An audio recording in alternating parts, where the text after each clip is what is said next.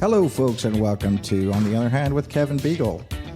This show is available live on the We Are Paradox Network every Wednesday and Thursday starting at 7 p.m. Pacific. The opinions expressed on this show are those of the host and its guests, and they do not necessarily reflect those of the other hosts, the management, the network, or any affiliated stations. I don't know what that means. It means that if you have a problem with this show, you should probably just contact me rather than bothering anybody else. This is a live show, so it's not scripted. There's no words there. And we don't write anything down. I can't read it. There's no words on it. I can't do it. I understand. Do it live. I'll write it and we'll do it live. Well, let's do this. We should probably just not worry about what anybody thinks. What does that mean? Let's just go ahead and get started. All right, go. We'll do it live. Okay. We'll do it live. And now for the meat and potatoes.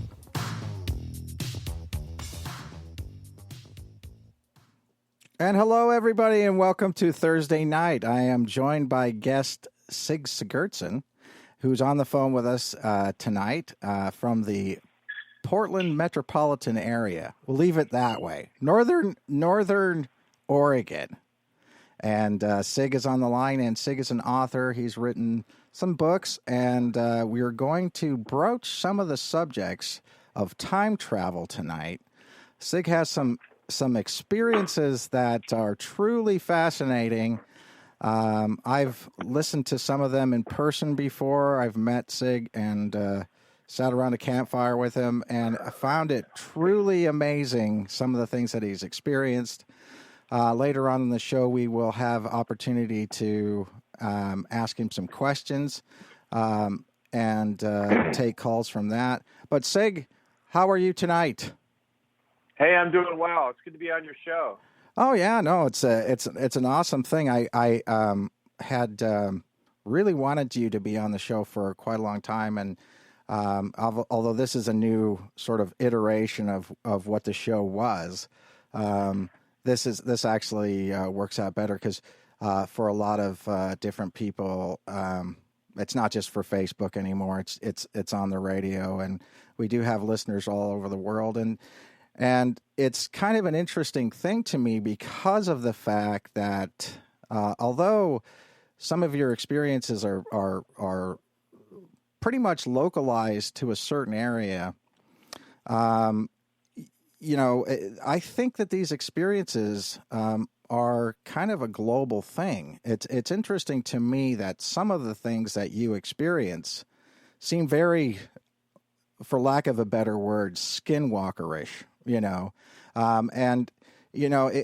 and so what I'm saying is that there seems to be some of these vortex areas or areas of power spots in the world that maybe generate these different things. I mean, I'm going to get your opinion on that. That's me just throwing it out there. That's my opinion at this point in time, but you might have a different, a theory of some of these different things. But do you want to kind of give a background of who you are and what you've done before we get into the story, or you just want to go straight to it? Yeah, I mean, if you think it would be helpful, I'm happy to give a little background. Yes, please, if you would, because I think that because we're using a pseudonym, this is not your real name.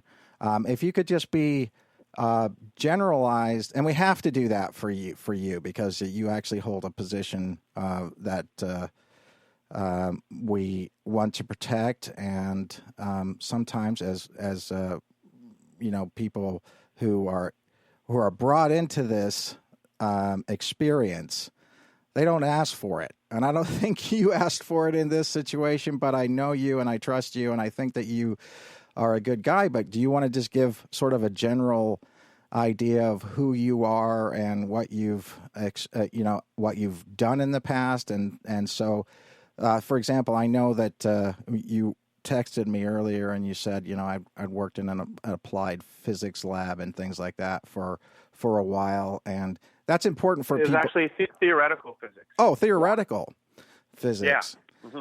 Well, I think that's important for people to know that you're not just some guy putting two and two together and coming up with five. This is something that you have throughout your lifetime, sort of has the perfect background to discuss some of these subjects and take them to the next level. Because I think later on in the show and everything like that, as you know, when we have ideas, we'll bounce them off each other and see if that makes sense to each other. But so yeah, go ahead and give a little bit of a taste of who you are, a little soupçon of who Sig Sigurdsen is. Right. So, well, I think I can say that I'm a college professor, and I have, if you're a professor and you speak on this subject, even in a liberal arts field that lends itself to fiction, it's ironic. Like, you could talk about fiction, but if you don't really refer to it tongue in cheek as though it's a joke and it's on this kind of a subject, then the pillorying can begin, and you can become flogged and pilloried at work for that. And I certainly am no exception to that general trend in our society, which by the way, I think is very much designed to be that way. And, if, for instance, say you're in your car and you're leaning forward and someone hits you from behind, you can get whiplash, right? But if you're leaning back into your seat, when that person hits you from behind, the whiplash will be greatly lessened. And I think that we're basically in a whiplash scenario in our society where we started out in a culture like any other culture on earth that knew all about this kind of thing. And then we were artificially pried out of that nest, out of that safe zone with all kinds of precautions and things like that around the end of the 19th century. And then the sciences they were hijacked. I think the sciences are amazing, but I think they were co-opted in such a way to remove people not only from their understanding of the supernatural, but also their receptivity to God's protection. And that applies to really any kind of construct, from the Muslims to the Christians to people, what I would call practicing people who practice the Hebrew faith. It doesn't really include people, that they are part of that tradition and then don't read the Torah. That doesn't count, but people who have an active connection to God and want to believe in God and feel protected by God. If you look at how the sciences have functioned, they've essentially kind of torn people away from that connection. Mm-hmm. And that has nothing to do with the sciences, the way the sciences were originally developed. The sciences were developed by people who very much believed in God originally. And it wasn't until really, I'd say, after World War II, after around 1945, when that sea change took place. And instead of a sea change, I'll call it a space change. Mm-hmm. That spatial orientation took place, a sea change, a space change, where people no longer had that connection. And then over the course of generations, I'd say three to four, mm-hmm. because you have to include the people that were already in their 40s and 50s and 60s and 70s and 80s then. Mm-hmm.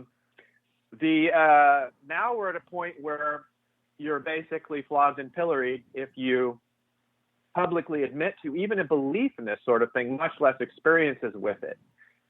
Now, the reason why I call that the whiplash effect is because I think that's very much designed by people who do very thoroughly understand the phenomenon, and they want to whiplash society in such a way that when the supernatural then comes back on the scene, it's going to come back big. Yeah. We're going to have all kinds of news reportage. It's just going to be, oh my gosh, can you believe this? And then everyone's going to get whiplash because they're going from a culture that's completely sterilized of it to one that's flooded with it. Mm-hmm.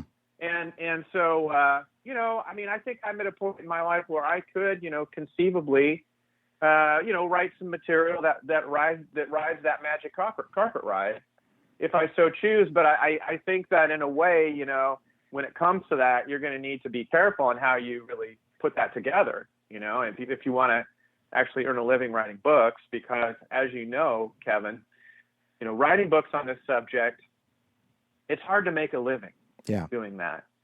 And that's because the big publishers won't touch it yet, unless you're part of the insider dandies or you somehow fit perfectly into the emerging paradigm. Yeah. Which is possible, for the fortunate few, but the rest of us, are we going to get that airtime on Coast to Coast? I don't know. I mean, maybe sporadically, but are we going to get the repeat performances of a David Paulides? I don't know. No.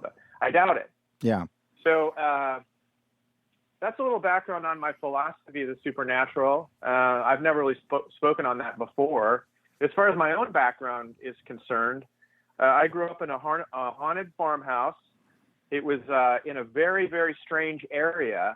It was about a mile as the crow flies from the Willamette River down in the Salem, just kind of south of Salem.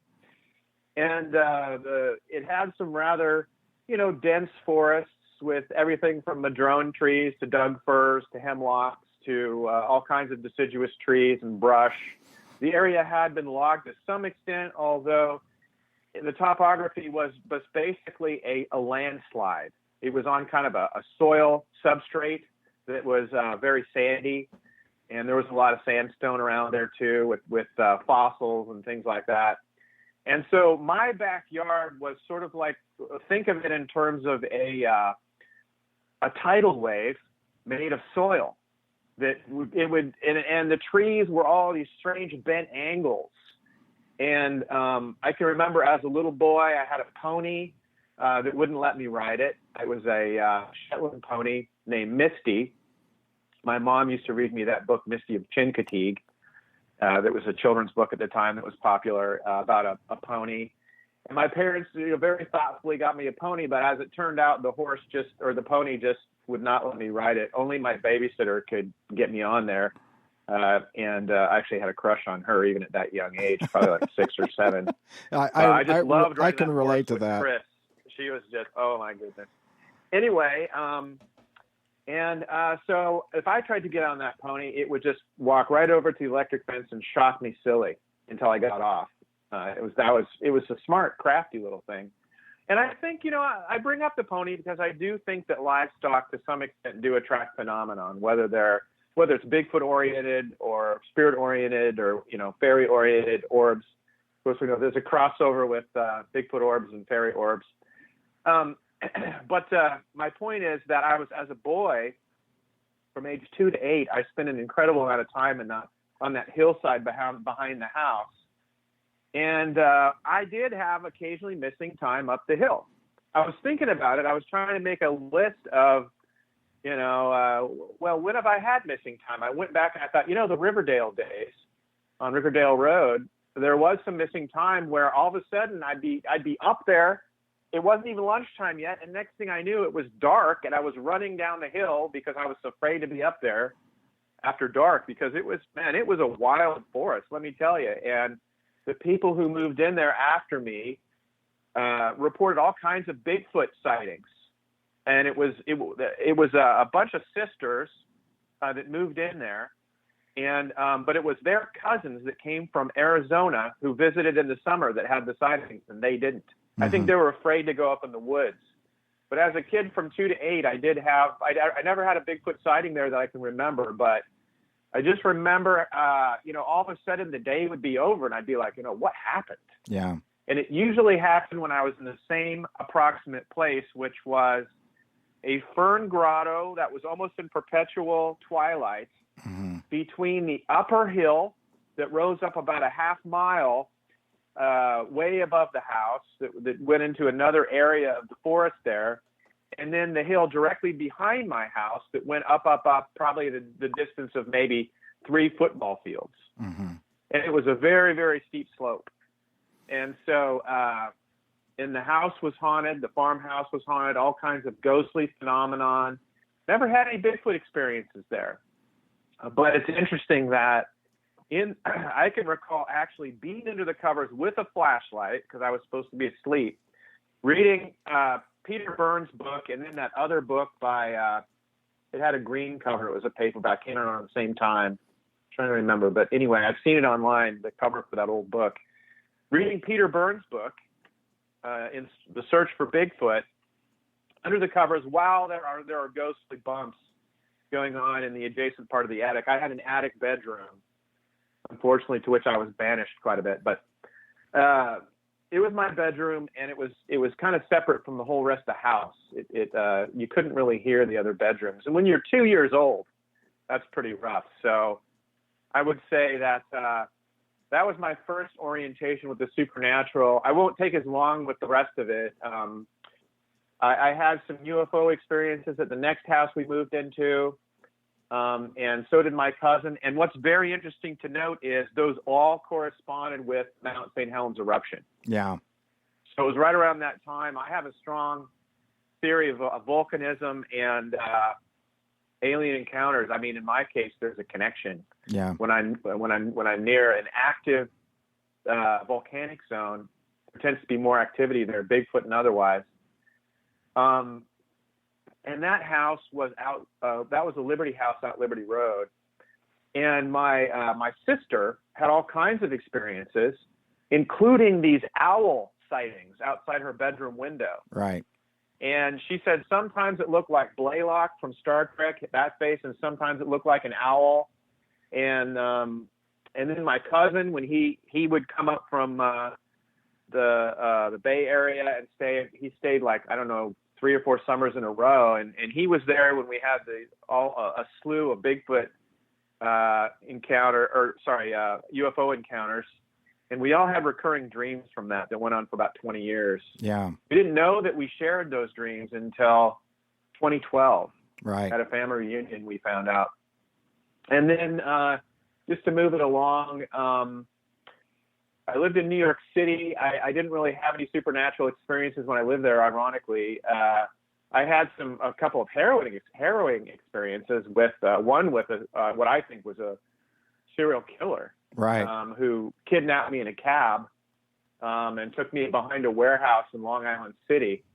And I wormed my way out of that with some bluffing. Yeah. But nothing really supernatural. And then the supernatural stuff started up again, and I'd like to say that I didn't bring it on myself, but I really did, because I just had this fascination with Bigfooting and Bigfoots, and I wrote a Bigfoot novel called Cultus, and so that all started around 1999. And then in 1991, I did have a UFO incident up by Mount Jefferson. So I would say that that's a little background about me. Yeah. That's fascinating, Sig, because I think that, and it's always interesting to me that whenever I talk to somebody on the radio or in person, how much of the story actually correlates to my own experiences, which is kind of a funny thing because, a lot of people don't know, I guess, that I grew up in Ireland, and I used to. At the same age as you were talking about, there's probably a difference in our actual physical ages, but at the same time, in regards to like 4 or 5 years old, I would experience these huge time loss events, and it was the same sort of a thing. It was always in this area, again, like the way you described it. And I like the way you described it, this twilight sort of fern grotto type place. There was a big tree in the middle of it. You would go through that. And so, and it's funny the way that some people, put this into terms that they can understand it. There's an Irish expression called "away with the fairies," and so therefore, that's basically, whenever you're talking to somebody and they just are sort of stupefied in the corner, that's a sort of a thing. It's like they're not physically there right now. They're actually away with something else, some other being or some other thing that has taken them. And again, I can totally relate to the fact that, although you were banished to your attic your room. That was something that was like that was similar to me, because I remember going up at lunchtime, coming home at dark, and Northern Ireland's very northerly, so in the summertime it doesn't get dark until maybe midnight. You know what I mean? And so you would be gone for 8 or 9 hours, and everybody in the village would be out looking for you, and it just was like. At a certain point in time, everybody thought you were doing this on purpose or something, and I wasn't, and I was horrified a lot of the times by the large amounts of time, not necessarily that I was gone for that period of time, but the effect that had on other people and the stress that it was causing on my family and my mom and everything like that because of all that. But again, that was our small town village way of explaining is that I was dealing with fairies and and I think that's part of the thing that you're talking about is that country folk experience these things, and science has tried to kill it. Going back to your initial statement about science and going through this sort of spiritual era that we went through in the late 1800s, and then coming through to sort of really post World War I in Europe, I would say, and then post World War II in America. That sort of idea of science, the nuclear family, the atomic family, kind of killing off spirituality to some regards. I do believe that was a concerted effort because, again, you're going through that sort of hubbub of time, or that sort of weird time when Darwinism was coming through, and there was still sort of that question of whether evolutionary science was based on everything. And there was about 30 to 40 year period where, we were debating that. And interestingly enough, what I find is interesting about that is that Piltdown Man kind of put a lot of the nail in the coffin on the side of science, saying, okay, yeah, we found the missing link and this is it. And, we've killed God, and and then that turned out to be a complete hoax, that the missing link, Piltdown Man, was completely just man-made.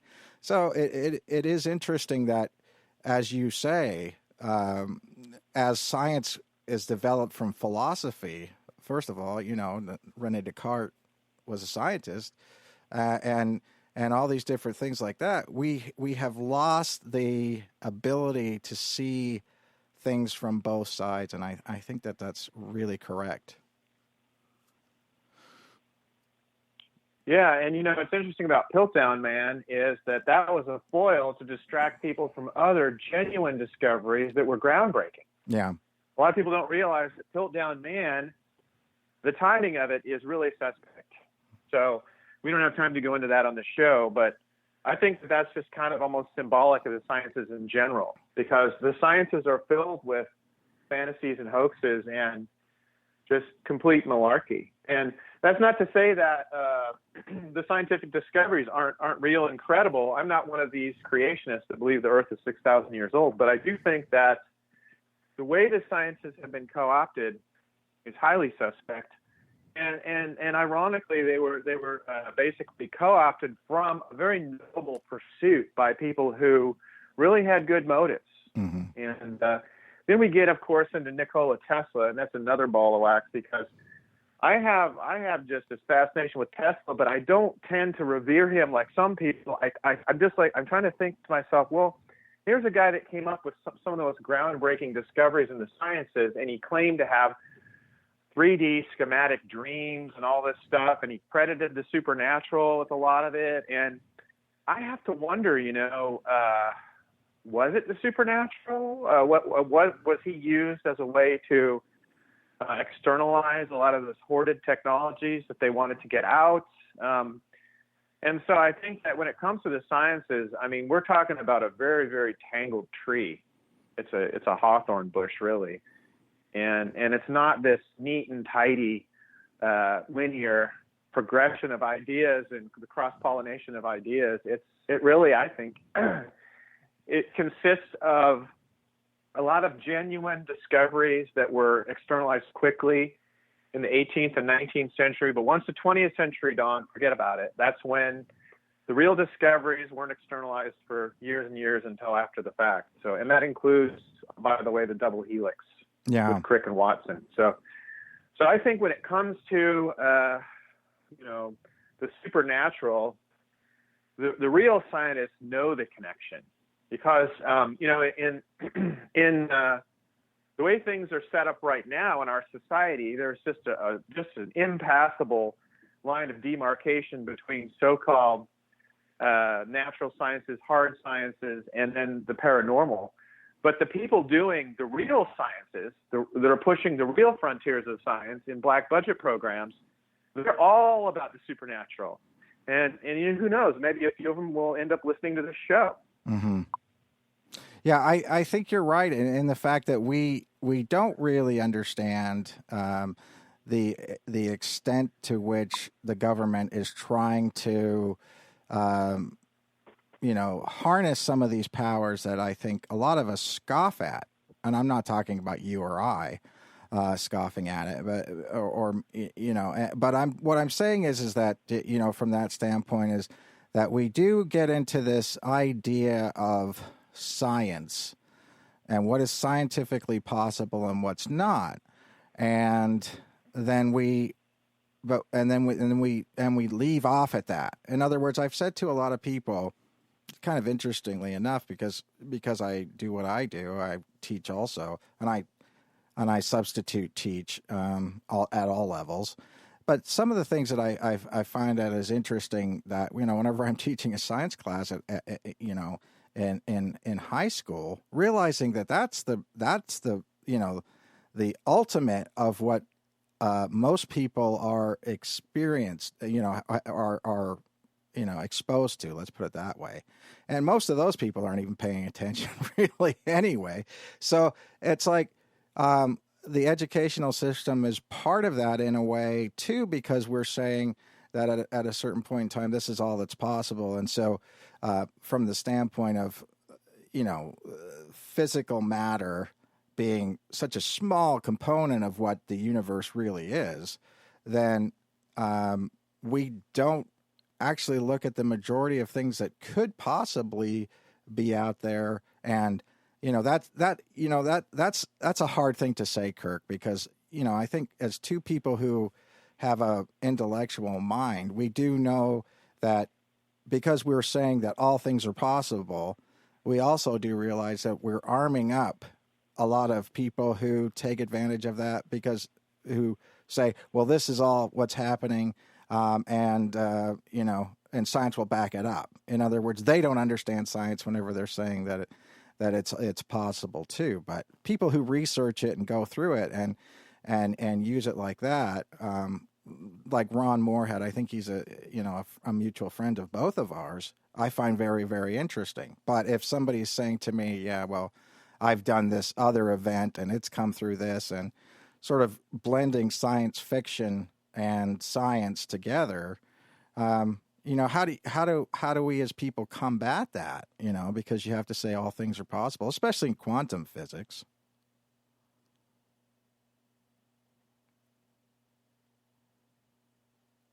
Are you there, Kirk? Sig? Yeah, it's interesting that the next phase of computers is the quantum computing companies, like D-Wave Systems.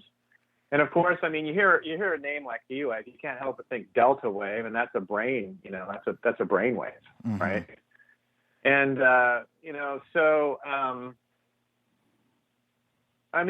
it's also the first letter of demon.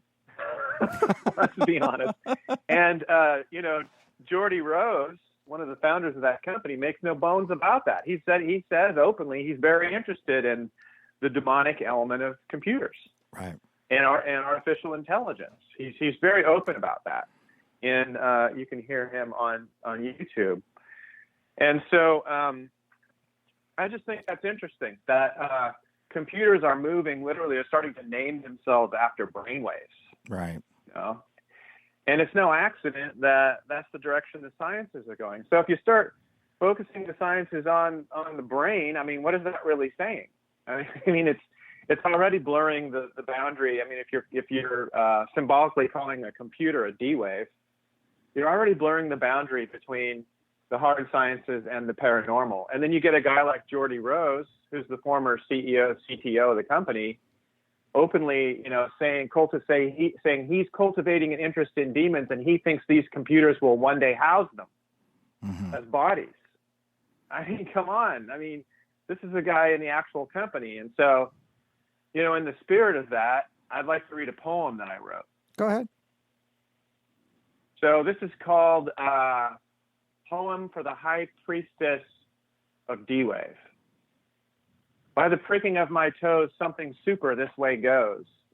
Futures are clouds for so-called AI to conjure, dancing through digits on slippery benchmark indices. Many steps are better taken by siliconian wits. Cave omnes quiat intrare. Beware all those who enter. Each glowing wafer tells the story of a world poised between fire and mortar. How do you mainframe a lifetime before it crumbles into dust? Light rays dance like the whims of sultans. The strangest things happen when one least must expect them. Languages hum like water temperatures. Crystal intelligentsia will test the surface before dipping in their fingers. Some lines are better composed for sparkling wits. Fountain pen, anyone? Or how about a writing crop to shake itself dry of invisible ink? Yeah, I think you're very, very.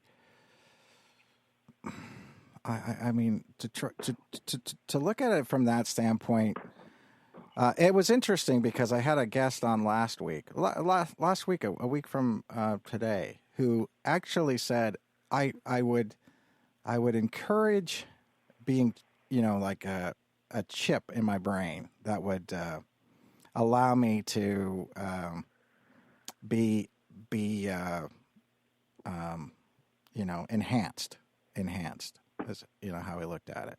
And he had a very interesting way of putting it. And I'd never really, and I know a lot of people think about that from the standpoint of pure enhancement. But he also kind of made the argument that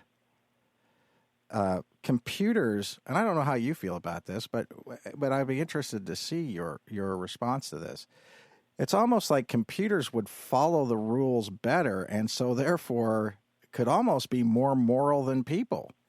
And in the accounting of actually following the rules. Now, following the rules doesn't always get you where you want to go. But the idea that a computer giving these balances of probabilities and things like that could make obviously a computer could make the Solomaic choice. In other words, both women should have the baby. Let's cut it in half, and and then go from there. But do you think that that's a true thing? Do you think that would you concur with what he's saying, or would you kind of philosophically disagree with his point? Well, I think that if you view morality as following a set of rules, then you're missing the whole point. So I'd have to disagree, because I think that morals, pertain, like the Ten Commandments, for instance. I mean, that's a pretty basic building block for a lot of people and for their morals, but it's really the lowest common denominator, and Jesus built on that with the idea of love, and then on that with the idea of unconditional love. So if you view morals as simply following rules, then you're kind of immoral.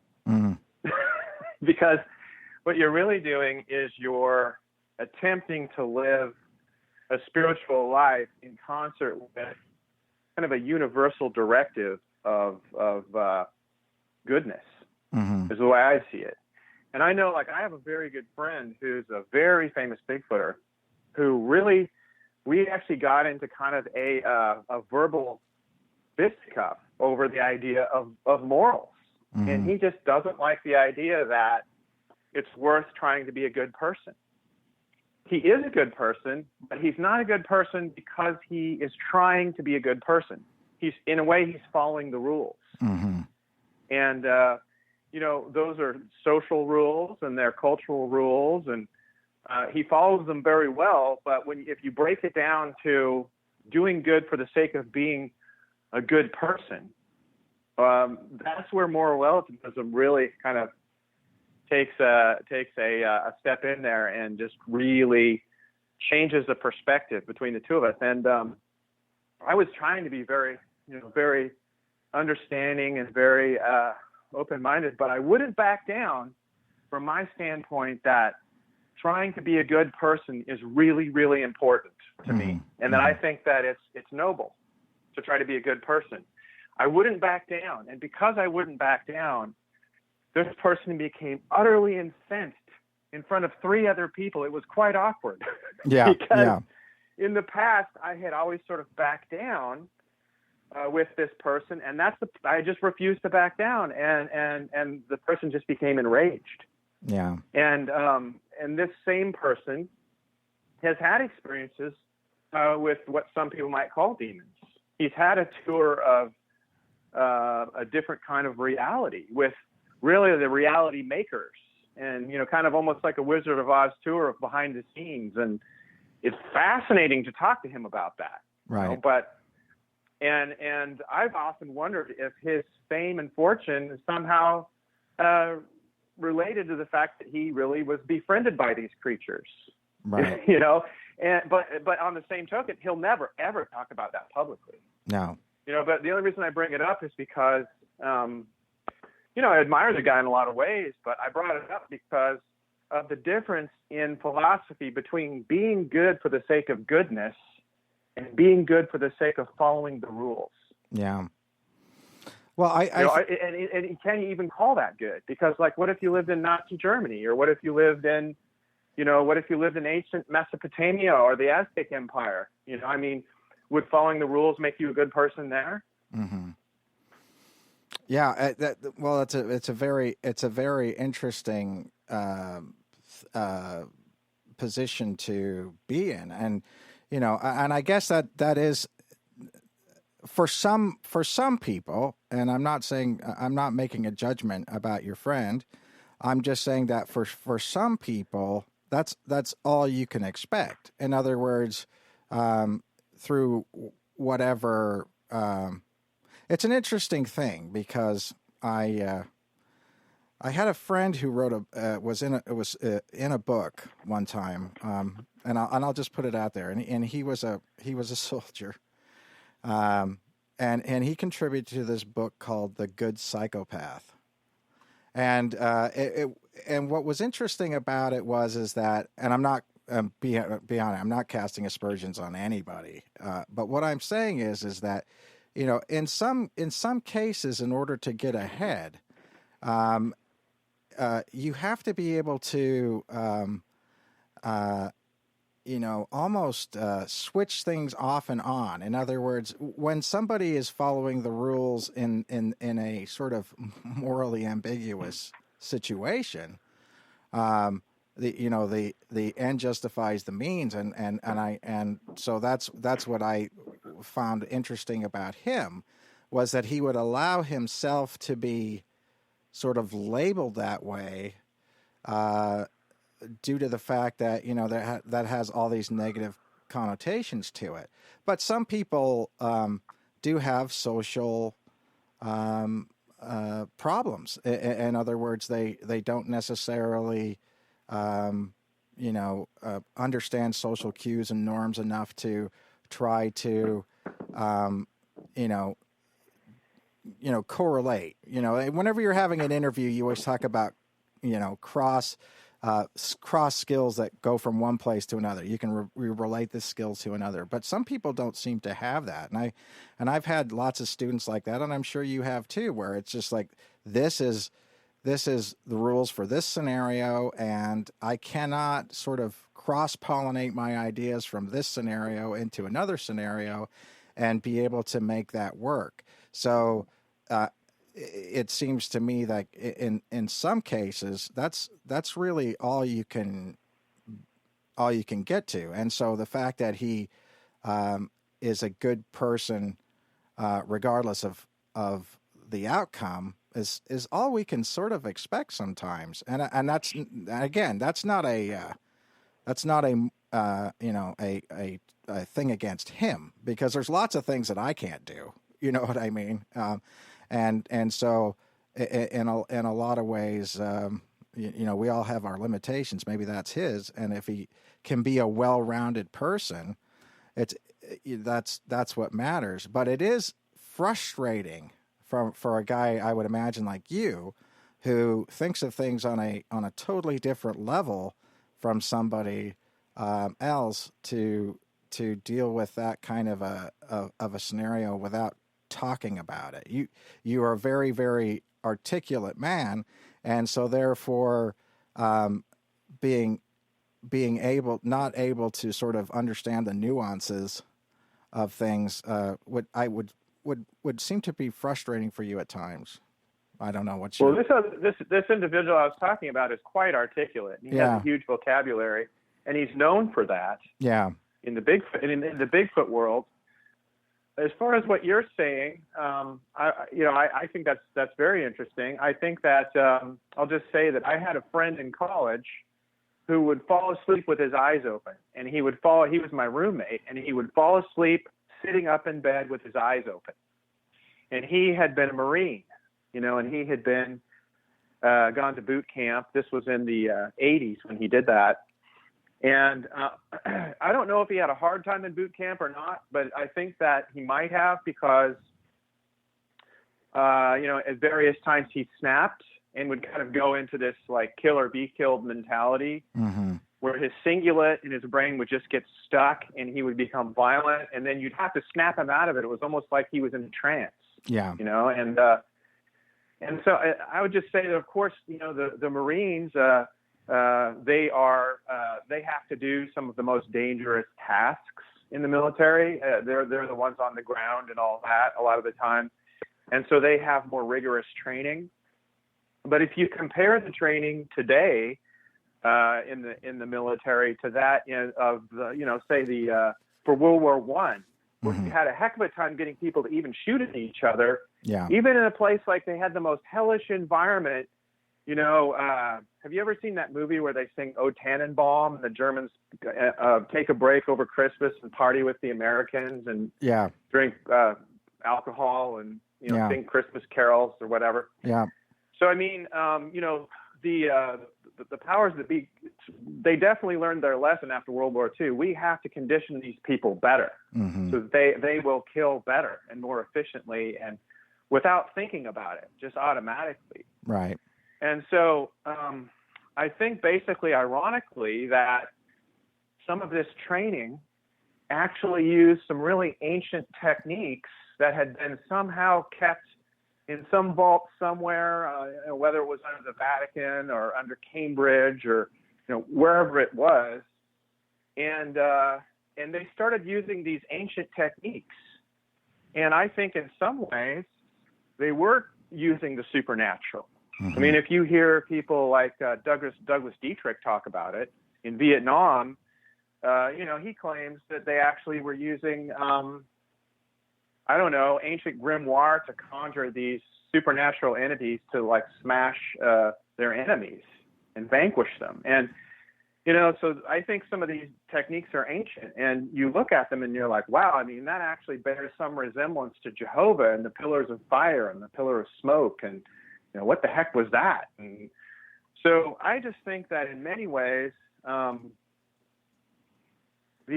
New Order actually is an ancient order, and not only is the military using some very ancient techniques, I think they might have surfaced at various points, since the ancient times, like for instance the berserkers of the Vikings, which I feel were quite possibly influenced by the tribe of Dan. There's Denmark, and there's Scandinavia. I'm Scandinavian, so I'm interested in that. So possibly some ancient fighting techniques surfaced with these berserkers, where they were conditioned that way. I know some of the Native American, the most feared fighters of Native Americans. It's rumored that they had all kinds of ways that they would become great warriors. And so all I'm saying is, now what defines a great warrior? Well, to a lot of people, it's someone who can kill a lot of other people, and they almost move in a supernatural way like they're possessed, And so I actually think that some of these ancient techniques that may or may not have been reapplied to military conditioning after World War I, I think now they're being basically integrated into mainstream American society. Right. And I think that Hollywood is a big part of that. And I don't know if you've ever watched a film where you just feel mesmerized afterwards and it lingers with you, maybe a horror film or something like that, where you just feel like you've been conditioned. Right. And so I actually think that it's quite possible that a lot of the things that we think of as fiction are actually ancient forms of conditioning. And I'll give an example of something that I wrote, which may inadvertently fall into that, and that's a novel I wrote called Cowslip. Cowslip is actually the name of a flower that's an antispasmodic, and it actually can create in higher doses in something called yellow wine a mind-altering experience. It's also a type of flower, cowslip. Right. So the story I came up with was one in which the main character, Julia Fleischer, basically contracts CJD, Creutzfeldt-Jakob disease, and starts having these visions of these demonic creatures, of hellhounds, and then kind of angels, and both ends of the spectrum. And there's a lot of stuff in that book that came from my childhood experiences in that bedroom on Riverdale. Now, when I wrote the book, I was in a bit of a trance, and I was in a room that was so hot, I feared my computer would be damaged by the heat. And in fact, it was eventually damaged by the heat in the room. And that's because my roommate at the time was very hell-bent on growing all manner of giant weeds in the backyard. He was into botany, and he was experimenting, and he would plant weird things. And these giant weeds filled with pollens, just clouds of pollen would come off of these plants. And I'm very allergic to many pollens. I had to keep my windows shut. And the only time I had to write, usually when I write the most, is between summer and fall term as a professor. And so I had about a 3-week window that I wrote the rough draft of this thing. Let me tell you, man, I had bands like My Bloody Valentine playing so loud in that room that my body was pounding to the music, and I would just play these certain songs over and over again. Hooverphonic, Mozzie Star, but especially, some of these bands that have this almost like trance-like music. Right. And I can't remember writing half the novel. Yeah. Which is actually similar to Stephen King's writing of Cujo and Tommyknockers. He can't remember writing a lot of those books. And, the weird thing is that when you write fiction, in some ways you're conjuring the ideas from your subconscious, but that can actually, I think, kind of work as a fulcrum or as a beacon for supernatural beings that were there that actually caused you to experience the events. Right. I mean, you can call them too. You got to be careful, And so, is it any accident that I would say, like, of the people I know personally that have read that novel, about 10% have told me that near the end of the novel they start having ghostly hauntings. Mm. I mean, I'm not making this up. No, I know. I had a girlfriend, girlfriend. I had a tenant upstairs, and almost in every case, it's something calling their name. Mm-hmm. And the funny thing is that in this house I live in now, I don't really have all that much supernatural stuff happening, except for some bumps in the attic occasionally, which my fiance, comments on. Oh, they're starting up again. And so I was in my den. And this voice, this beautiful female voice, just said my first name, Sig, Sig, you know, and it was just the most melodically, it was like something out of Tolkien, you know, a lot more beautiful sounding than the people who played, you know, the queens in the films. Right. I gotta say, right. you know, and so, and then wouldn't you know it, like 2 or 3 days later, Ilona, my tenant upstairs, in the upstairs bedroom in my house, comes down and she starts telling my girlfriend at the time and me about how she heard this beautiful voice call her name a few nights ago from the closet, and that's where it called my name, from the closet. And then she said, and you know, I'm almost finished with your book Cowslip. I love it. And I didn't say, oh, you know, you're not the only person who this has happened to. So yeah. Yeah, that's a fascinating thing, and I'd like to talk about that on the other end of this break. So we're going to take a break for about 7 minutes, and let's talk about the written word and what that means. I want to follow up on this because I find that absolutely fascinating. So we'll be back in 7 minutes. I'm with Sig Sigurdsen, and we'll Sigurdsen. be right, Sigurdsen. The Scandinavian Germanic pronunciations are always on the first syllable instead of the second syllable, like Latin names. Yeah. Well, okay. I'm with you, brother. I'm with you. Okay. I for some reason I knew that and I screwed that up. I actually have a minor in Scandinavian literature. Nerd alert. Okay, we'll be back soon.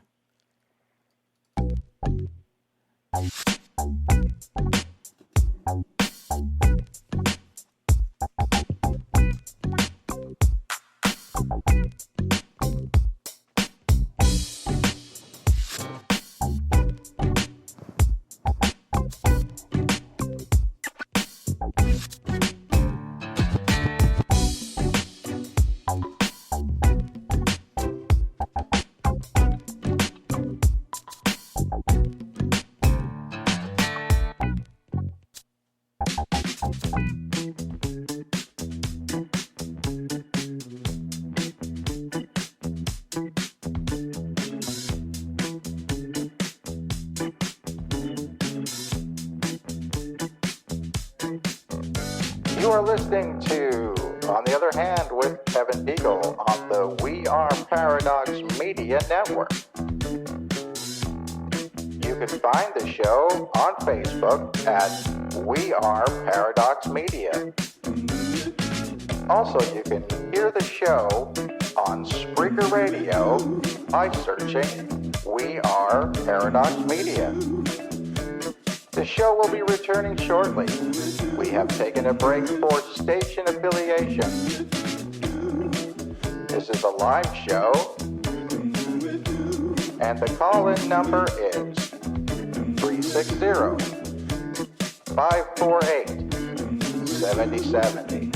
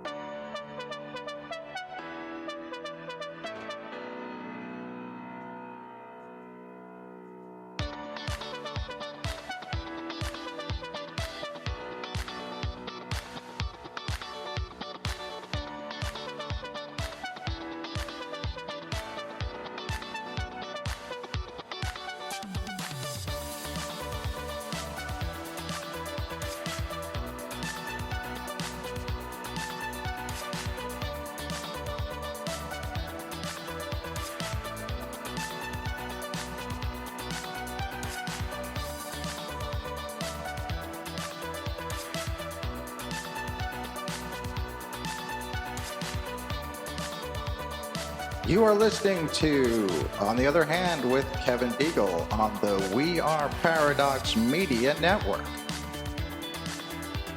You can find the show on Facebook at We Are Paradox Media. Also, you can hear the show on Spreaker Radio by searching We Are Paradox Media. The show will be returning shortly. We have taken a break for station affiliation. This is a live show, and the call-in number is 360-548-7070.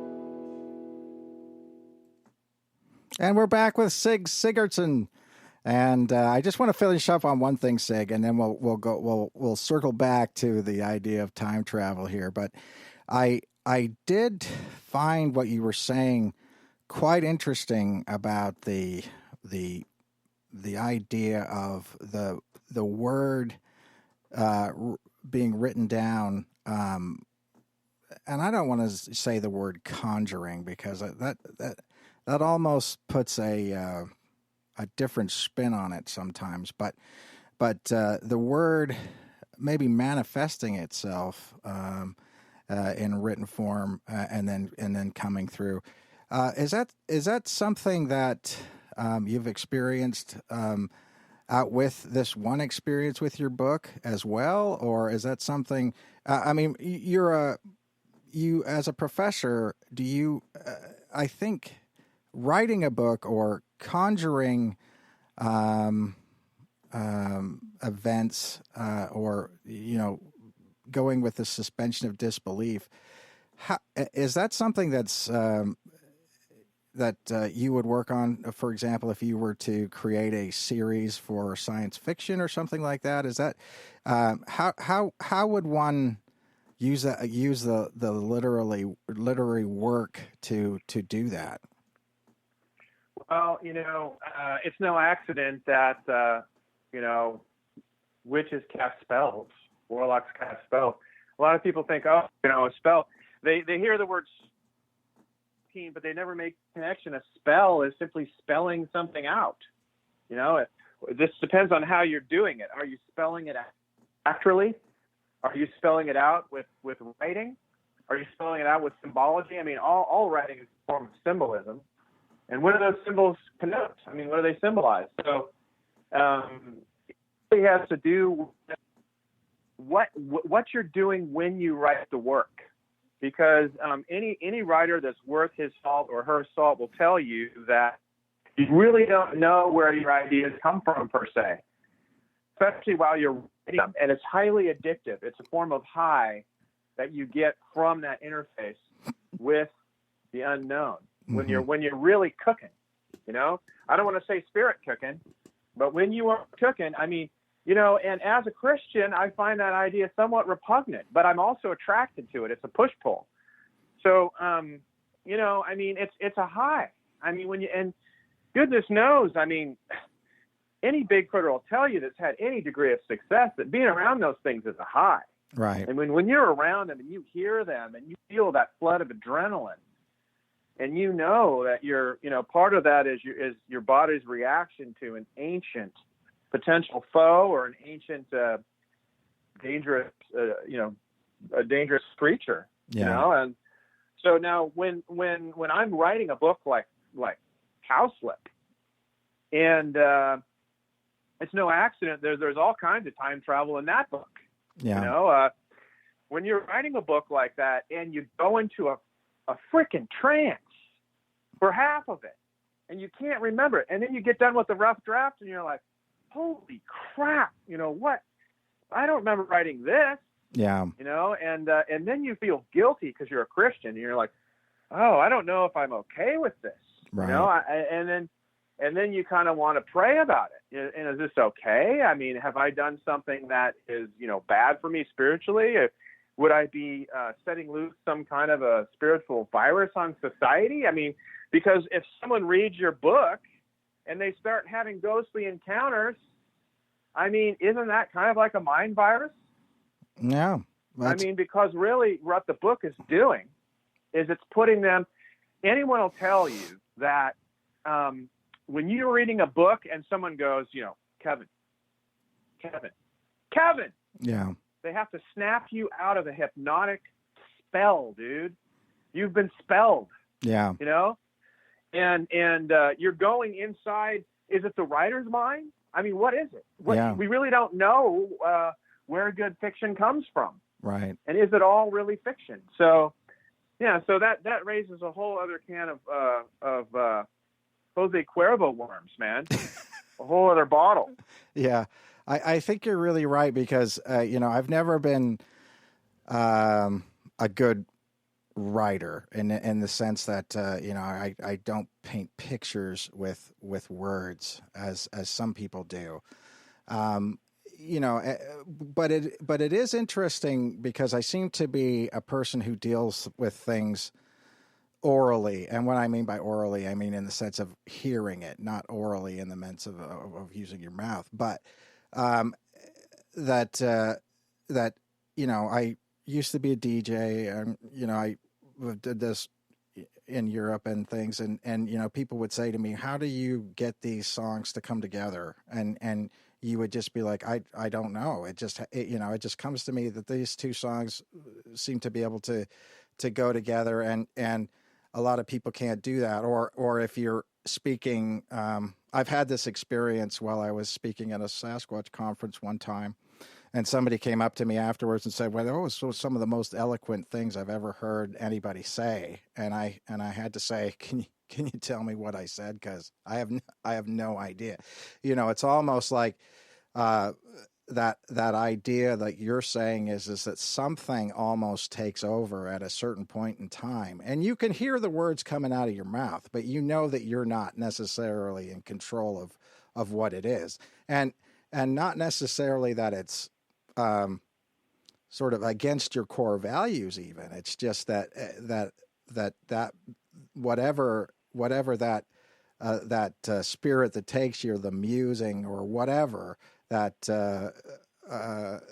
whatever has sort of taken a grip of you at that point in time, is just saying it much more clearly and than you could ever say. I mean, I really it could actually be yourself. Yeah.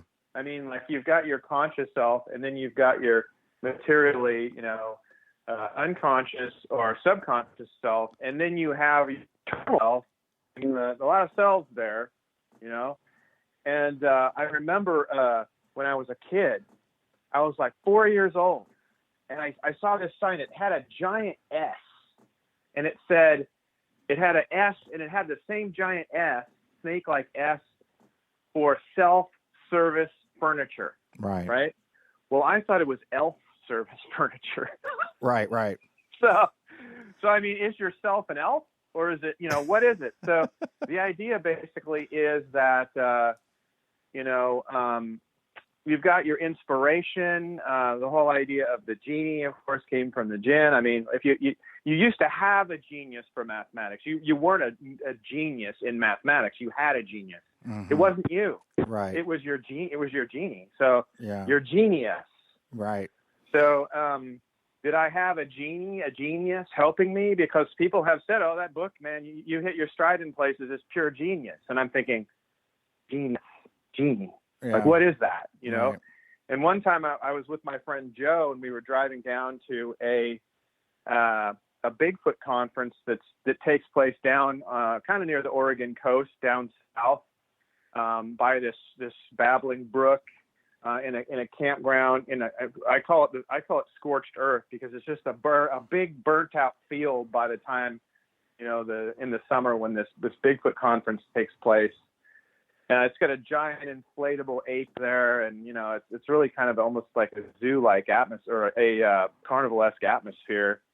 So we're on this big, long ride, and I go into a trance and just start talking about my ideas about what kind of supernatural beings. And I don't know if I was really in a trance or not, but I think I was connecting with my subconscious. Right. And I just snapped myself out of it. And it was almost like time travel, because one minute we're passing, a town up by Portland, Wilsonville. And the next minute we're down, past Eugene. Right. And my friend Joe has never gotten over that.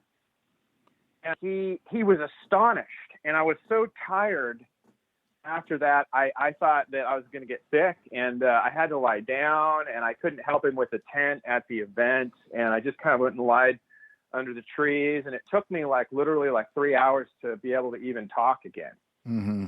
And it was so exhausting, And, but he still, the last time I saw him, he still brings that up. You've got to write that stuff down. You've got to write that stuff down. I wish I had a tape recorder. And I'm like, well, I don't remember what I said, dude. Right. I'm sorry. Right. Yeah. And so, now the same thing applies to the Holy Spirit.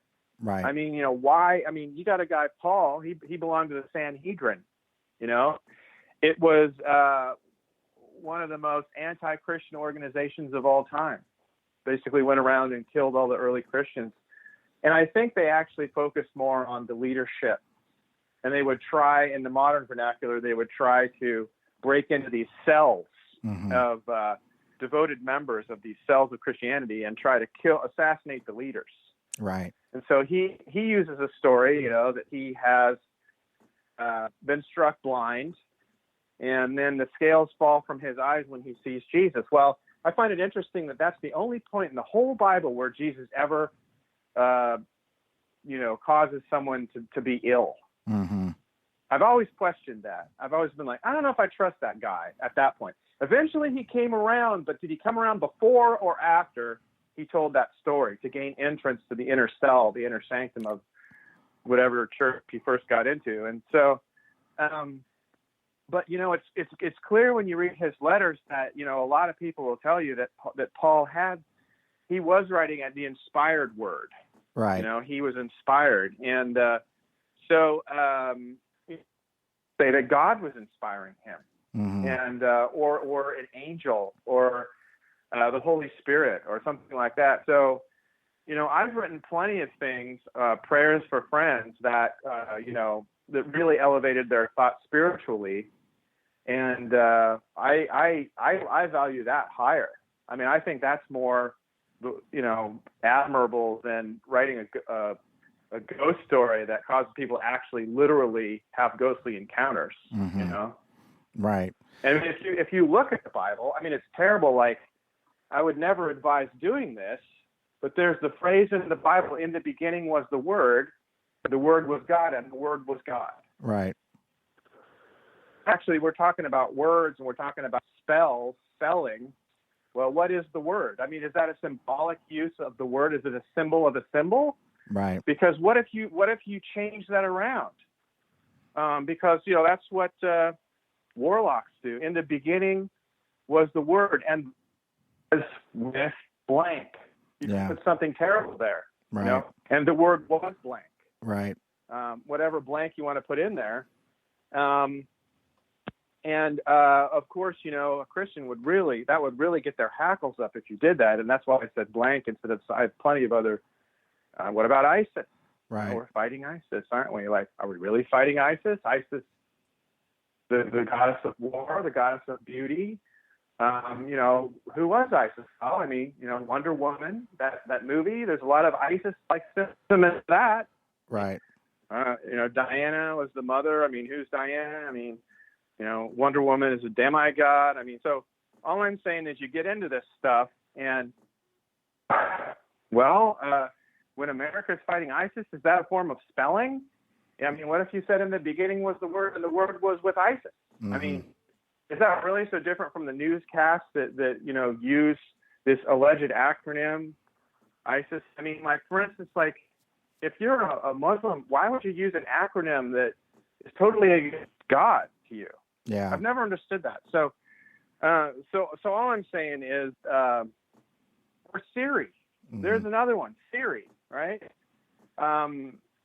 Siri kind of standing for artificial intelligence with this dumbed down robotic version of a voice that is obviously, I don't know, dozens of generations below what AI really exists. And so you have this dumbed down artificial intelligence interacting with you, or maybe just a computer program called Siri. Well, what's the reverse of that? Mm-hmm. Well, if you reverse the word Siri, what is it? Iris, yeah. Is it? So, and what does that symbolize to people? Yeah. An all-seeing eye. So all I'm saying, people that run this earth are very tuned into this stuff. Right. And so, I'm aware of that. And when I write a book like Cowslipper Cultists or my first trilogy, I mean, in a way, while I was writing my first trilogy, it has a lot of passages that are more poetic, sort of like, I don't know, some Finnegan's Wake almost, or it gets very abstract, Gravity's rainbowish, and in the back of my mind, I'm speaking that language that I thought that the power brokers of the publishing world would like, Right. And I was enjoying myself while I did it, but in the back of my mind, I'm thinking they can't resist this. Right. I'm speaking their secret language, Right. And of course, it was too abstract to really, at least, to be published yet. But yeah, I mean, interesting that you're saying that the Islamic State in Syria, and then you find that other people, which is interesting because a lot of times people think that the British royal family is a sort of a star family, or reptile family, or whatever you want to call it, and you believe in that they have been sort of this occulted knowledge. And I find it interesting that they never used the word ISIS. They always called it ISIL. Oh, really? I didn't know that. Yeah, the Islamic State. How do you spell ISIL? That's weird. Well, it's ISIL, which was the Islamic State in the Levant. In the Levant. They didn't weird. Call it. Yeah, so. What does ISIS stand for again? I don't even know. Sorry. Oh, is the Islamic State in Syria. Oh, in Syria. Okay. Yeah, okay. But again, you could make the idea that if this was this power word that you were using, that they wouldn't want to sort of conjure that, and so that you would make that change for specific reasons, even if that's not what they were really trying to say in the first hand. I mean, I don't know, but which is interesting, and it brings it back to somebody in the chat room actually brought up a point about that TVs that TVs could possibly be used as a demon. If you're saying that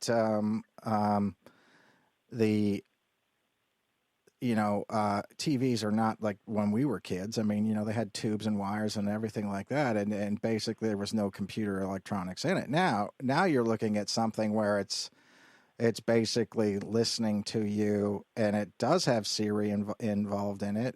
It interacts with you based on some of the different things that you have, and it's a computer in its own right. Is that? Do you think that? That knowingly or unknowingly, because I always like to add that, because I've always said that a lot of people don't know that they're doing what they're doing. Do you think that knowingly or unknowingly, people who are writing science fiction TV shows or whatever are actually either disclosing information to us about ancient ideas, or do you think that that's more of a thing where maybe they're trying to put you into a trance to try to change it? It was interesting. There was a lot of talk about this Dark Crystal sort of series, and some people loved it, some people hated it, but I found it interesting to me because of the fact that it seemed to me, as a person who follows a druidic outlook on life, that it was very centered in that idea of the one of nature, and everything was part of that. Now, I also believe in Jesus Christ. I'm a Christian druid, which I think pisses a lot of people off, but that's the way it is. But do you find that is maybe, are some of these shows that we're watching, like Doctor Who and these types of programs like that, actually trying to, or Battlestar Galactica, really kind of more than what we think it is? It's kind of an interesting thing that we may be the machine mind, or is this something that's in our DNA and we're manifesting it? Well, sometimes if you look at a mirror image, it looks almost backwards, right? And people scry with mirrors. They use black mirrors, and there's that famous series called Black Mirror. I mean, what's the inversion of demon? Gnomed. It's actually a verb, to gnome someone. Mm-hmm. It's weird, right? It looks like name, and gnome sounds like name. And what's the secret name? I mean, so there are savants that write entire books on just words and their relation. I have some of them, and there's one fascinating one that's all about dragons and the symbolic inversions of words and where their roots come from and etymologies and all kinds of stuff.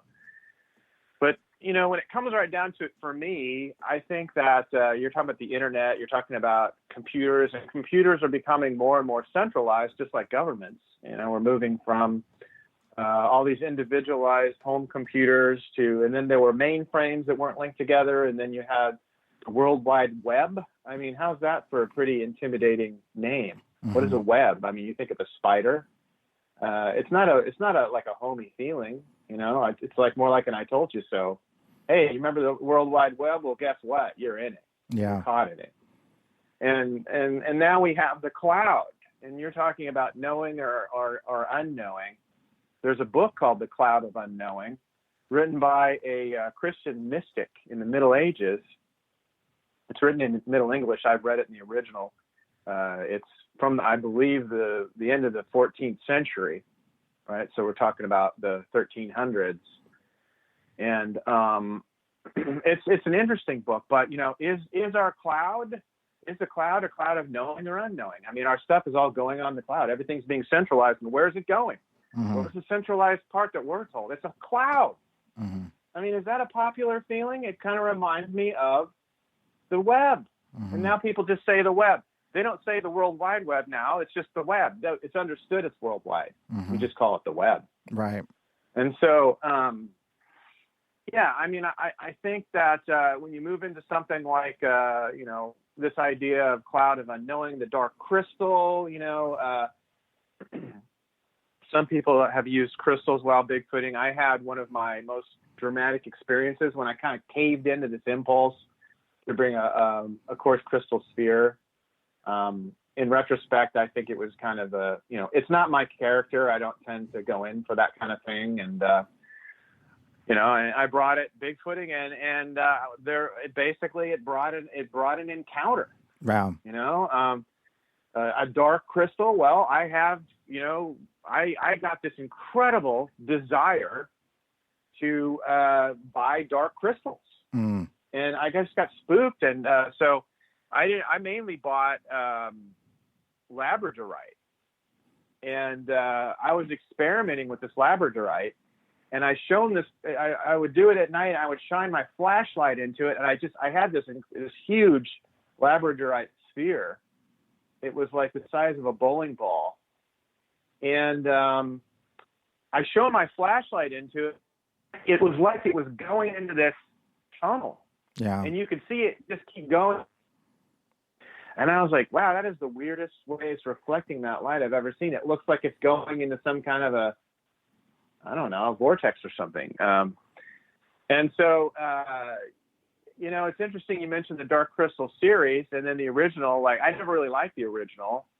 And I happened to go grocery shopping on Hawthorne Avenue a lot, right across the street from this place that is actually, it displays a ton of art from Brian Froud, who's one of the conceptual guys of, the Dark Crystal. I don't know if he came up with the plot, but he kind of makes it happen in terms of the way the creatures look. Right. And I've always gone in there, and every once in a while I'll see someone this just in society where I'll see them, and then I'll catch a glimmer of what I think might be their ancient ancestor that wasn't human. Mm-hmm.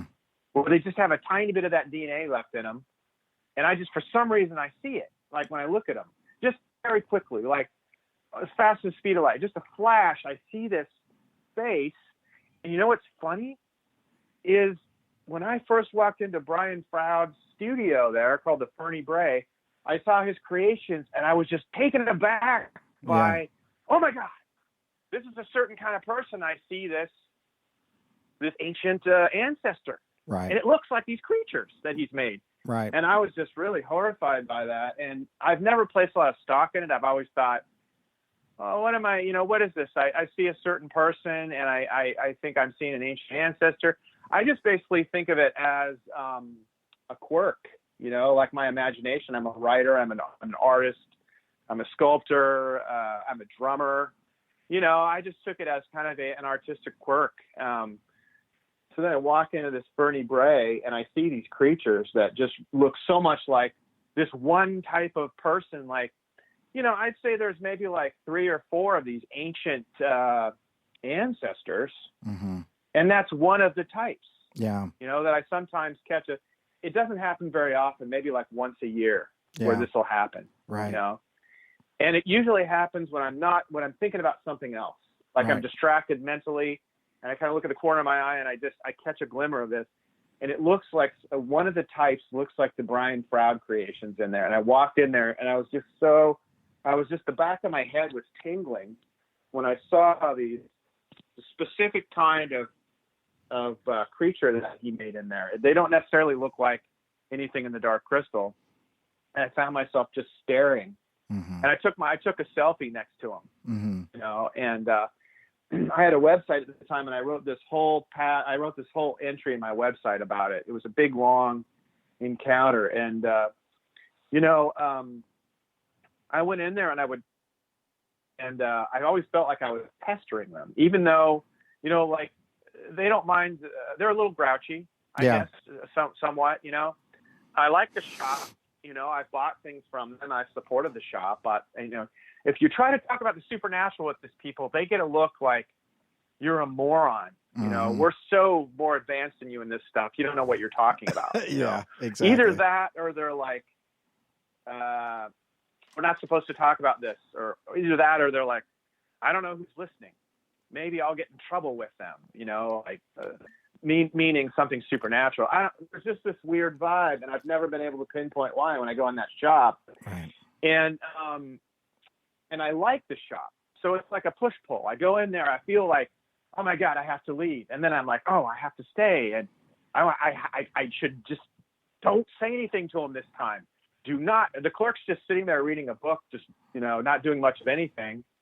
And I'm like, well, I could go over there and talk to him. And then I'll be like, do you think fairies are in our time or another time? Do they move quickly? Or I'll, and then they'll be like, it just really depends on your point of reference. Right. I really couldn't tell you. Yeah. Or they'll, and I'll say, I'll try to tell them about an experience I've had, and they're utterly uninterested. And then I think, is it bad luck to talk about this in here? And it's a fantastic shop. I recommend going. I mean, it's great. It's right on Hawthorne, just down from 39th. And they have all kinds of art there. I'm not promoting them. I don't know them or anything like that. But that's fine. It's a pretty interesting place. And you can see Brian Froud's art. It's original art there. You can buy the guy that designed all these dark crystal creatures, Mm-hmm. Well, I think it is interesting that whenever you're talking about fairies, and depending on depending on their reference point, they may or may not want to talk about it per se. In other words, in Ireland, when you're talking about fairies and people talk about fairies, they call them sometimes the good people or, the little gentleman or whatever. And that's not necessarily because you like them. It's Yeah, just I get it. Yeah, they just didn't. I know what you're getting at. Yeah, they just didn't want you to. They didn't want. I've been there. Yeah.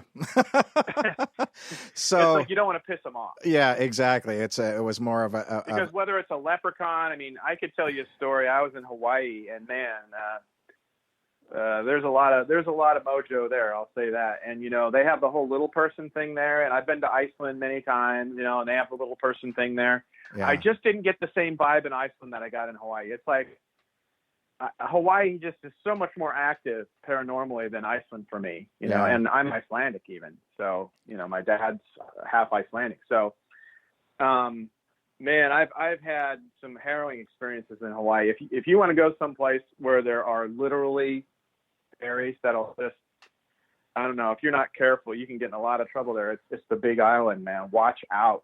Yeah. Watch your ass there. Yeah. Well, it's interesting. You talk to people that don't believe in the supernatural, and they'll admit it. Yeah. They'll be like, man, this place has dark energy. Yeah. And then you'll be like, well, what do you mean by that? Oh, the island doesn't want you here. You better leave. Yeah. The island doesn't want. I'm like, what does that mean? Right. And they're like, you know what it means, Yeah. And these are people that don't believe in the supernatural. I'm like, do you believe in Holy Spirits? And they're like, I don't know. I'm not going to say. Yeah. And then basically they're saying they don't. They don't want to say it, but they'll be like, it's sort of like you're like the gentleman or something. They don't want to say anything bad. Right. Well, and that does bring that brings up a really good point. And it's funny whenever you're talking about your vocation and sort of getting in trouble sometimes for speaking of a nature of things that are maybe not common thought. There was a story. They were trying to build a road in Northern Ireland between these two locations, and of course, the quickest way between two places is a straight line. And but there was a problem because in the roadway on the way to the location was a hawthorn bush. A hawthorn bush is again a sort of a spiritual location of a fairy tree or whatever. And so there were a lot of the country people had a big, just like in Iceland. I mean, they don't want to move anything out of the way or what have you if it has this issue.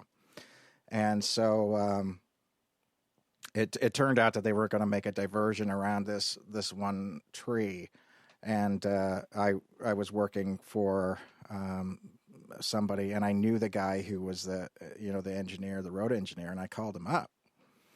And I said, well, what does this mean? Do you believe in fairies? And it was kind of like, and I've had, I think, fairy experiences, or whatever you want to call them, elementals or whatever. Some people say that's an alien encounter I had. I mean, just whatever you want to call it in a modern sense of the word, wrap it up in whatever wrapper you want to put it in. It was a weird experience that I had. But so I said to him, well, does that mean you believe in fairies? And he said, no, I don't believe in fairies. And then he sat there for a minute and he said, but what if they're real? And that's exactly what I was, it seems like to a lot of people, it's like, yeah, no, I don't want to say I believe in it, but I'm very, very afraid of the fact that I could be wrong. And I think that a lot of times people just, they don't allow themselves the permission to say that they believe in it because they think that somebody's going to lock them up. It's an interesting thing. I was watching a podcast today that I found was kind of interesting, and this presenter made this point at the start of it. He was dealing with this lady that's a psychologist, and she believes in Bigfoot and things like that. And he was kind of making the point that, oh, well, yeah, most times most times people who believe in cryptids are referred to psychologists or psychiatrists, but you believe in that these things are real, and I just found that to be one of the most disrespectful things I've ever heard, because you are not referred to a psychiatrist just because you believe that you've had an encounter in some way. That's that old way of thinking, that sort of Project Blue Book, let's call them nuts because we can't say what it was, kind of thinking that we've sort of stuck with us for a long way. I mean, it's the old, I can't shut this person up, so I'm going to discredit them idea. And I find that to be kind of an interesting thing, that we as people who talk about the paranormal, some of us, still do that to one another. I don't know. Well, it's a social mechanism, and I think it's leading to a type of Levant. It's leading to isn't that a word you just brought up by the royal family uses that? What is Levant? Is that like a diaspora? What is a Levant? The Levant, I think, is like a it's another word for like a plane.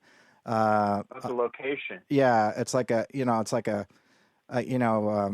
military terms, like we used to use the term salient for certain different types of geography and things like that, and now it becomes we use it in literary terms and things like that. But you find that's an older word for. It's kind of a freaky word. Yeah, it kind of, I don't know. There's kind of resonance to it. It's one of those resonant words, but I meant diaspora. Yeah. We're entering a period when we're going to get that whiplash, right? That cultivated whiplash where we move from one extreme to the other. It's sort of like, what they say causes the pole shift, or whatever. Like, we're going to have a psychological sea change pole shift. And, that mechanism put in place, it's torn us from our God. It's torn us from our security, our safety net. And then we're going to be thrust into the fiery depths of this new order of where there'll be all kinds of supernatural things talked about all of a sudden. Mm-hmm. That's my theory. And so I think that I was feeling stressed out. My mother passed on, and I just really didn't need a supernatural experience in connection with that. I really didn't, And, near the end, she got me with this story that bothered me, that this practitioner, I don't know, it's hard to bring up. So, like, she's a Christian Scientist, and this practitioner had told her that when she dies, she'll be just as sick as she was in her life. Oh. And there's absolutely no relief at all. The death doesn't give you relief. Oh, wow. And she was like, basically, my mother had fought death so vigorously, and I think also through prayer. I think she was having successful prayers, and all kinds of things happened. This wild peacock came out of nowhere and started pecking the glass and sitting with her for 3-4 months before she died. Just came out of nowhere, and then it disappeared right after she died and never came back.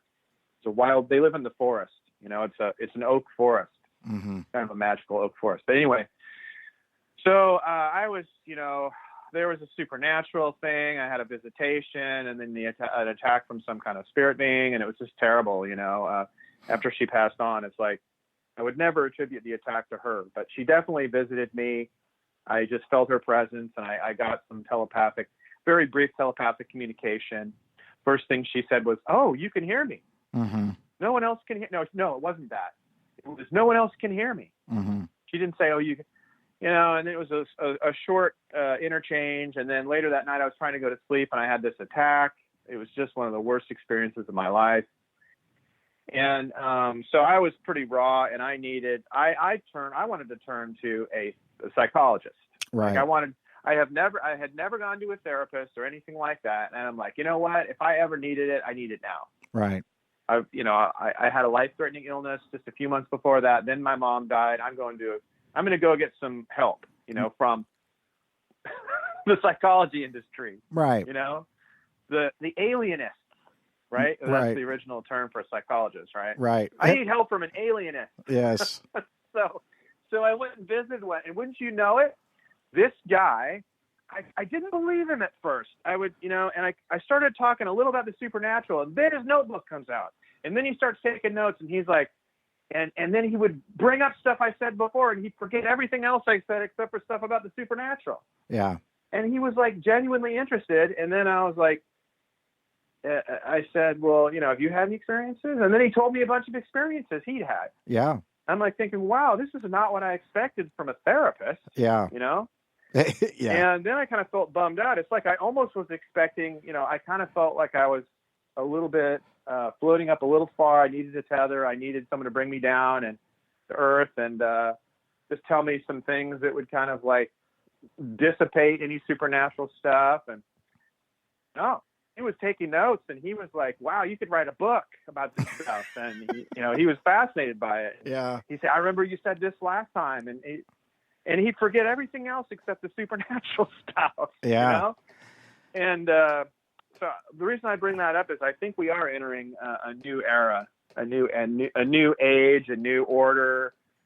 I don't particularly like the term new age as a Christian. I mean, I was raised, my parents were like, oh, that's very new age, like right. kind of derogatorily. But, we're entering a new time. I don't know. I guess new age stands for what, Aquarius or whatever. Yeah. So,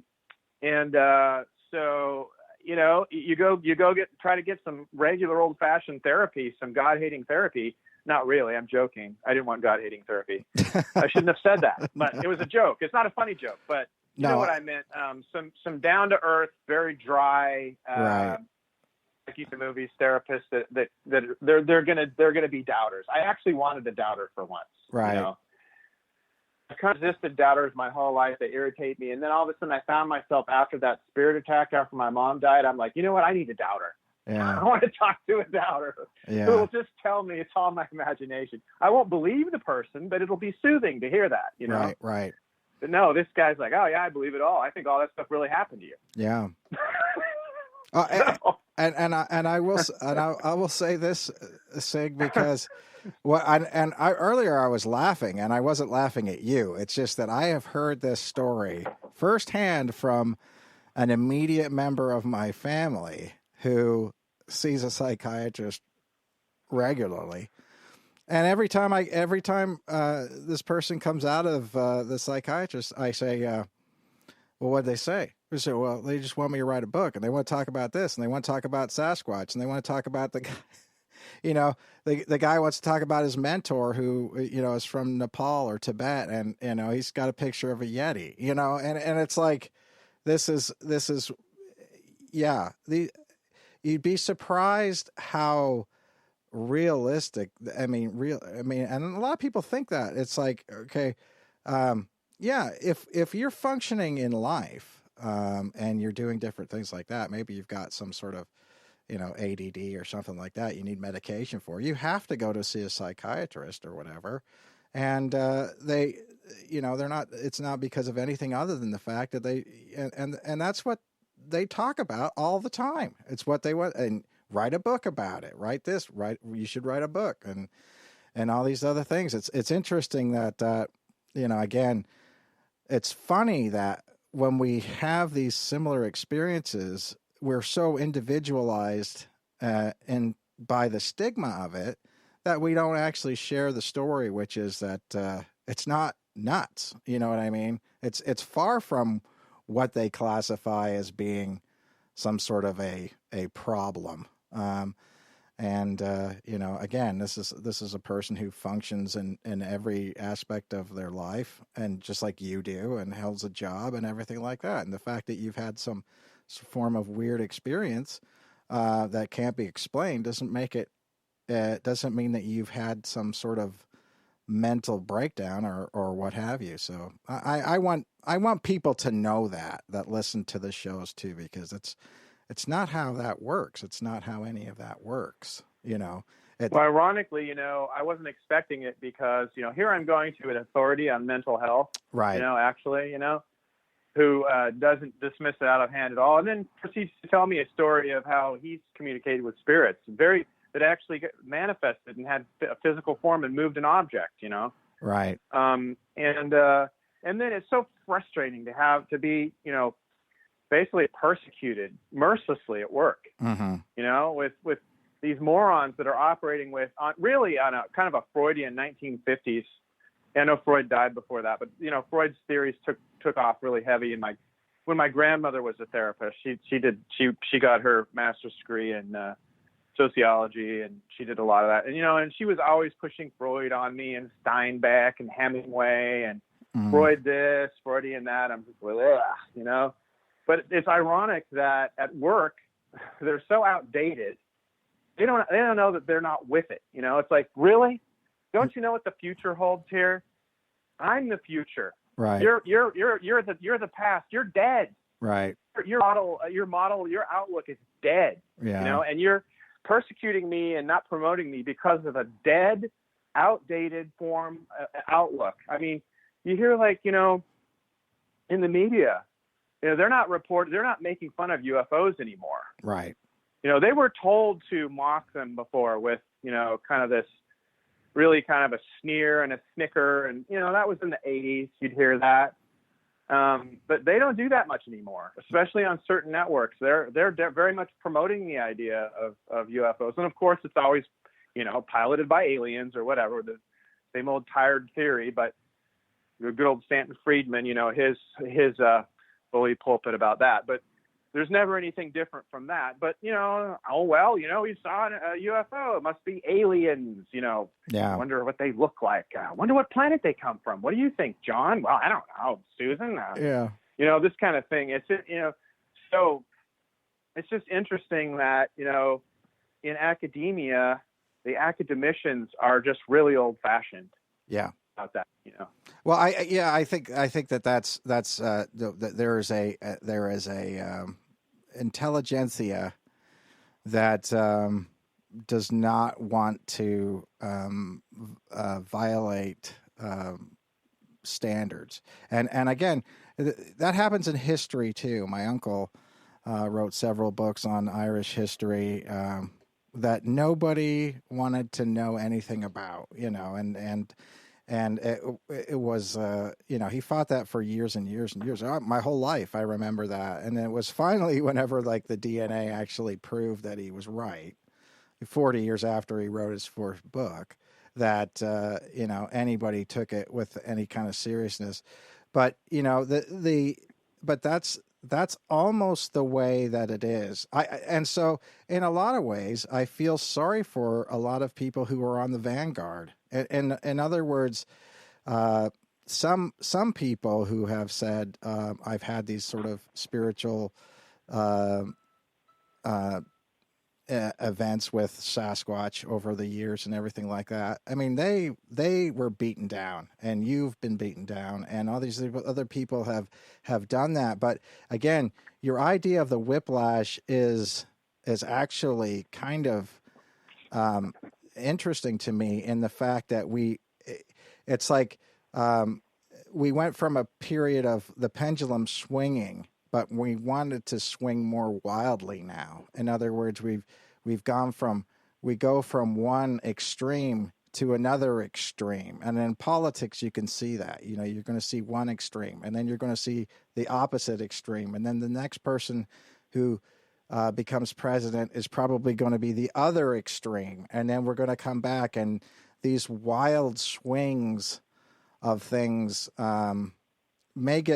may become far worse than they will before they settle down and become sort of to the middle point. And do you think that may be part of the thing that shakes people loose at that point in time? That although we all feel comfortable, most of us living in a centralized position, and we coalesce around the center a lot of times, and it's these fringe elements that actually what bring about change the most. Is that what what's your opinion on that, Kurt? Sig? Yeah, I mean, my views of the space change or whatever the polar shift is, it has to do with the New Order, really.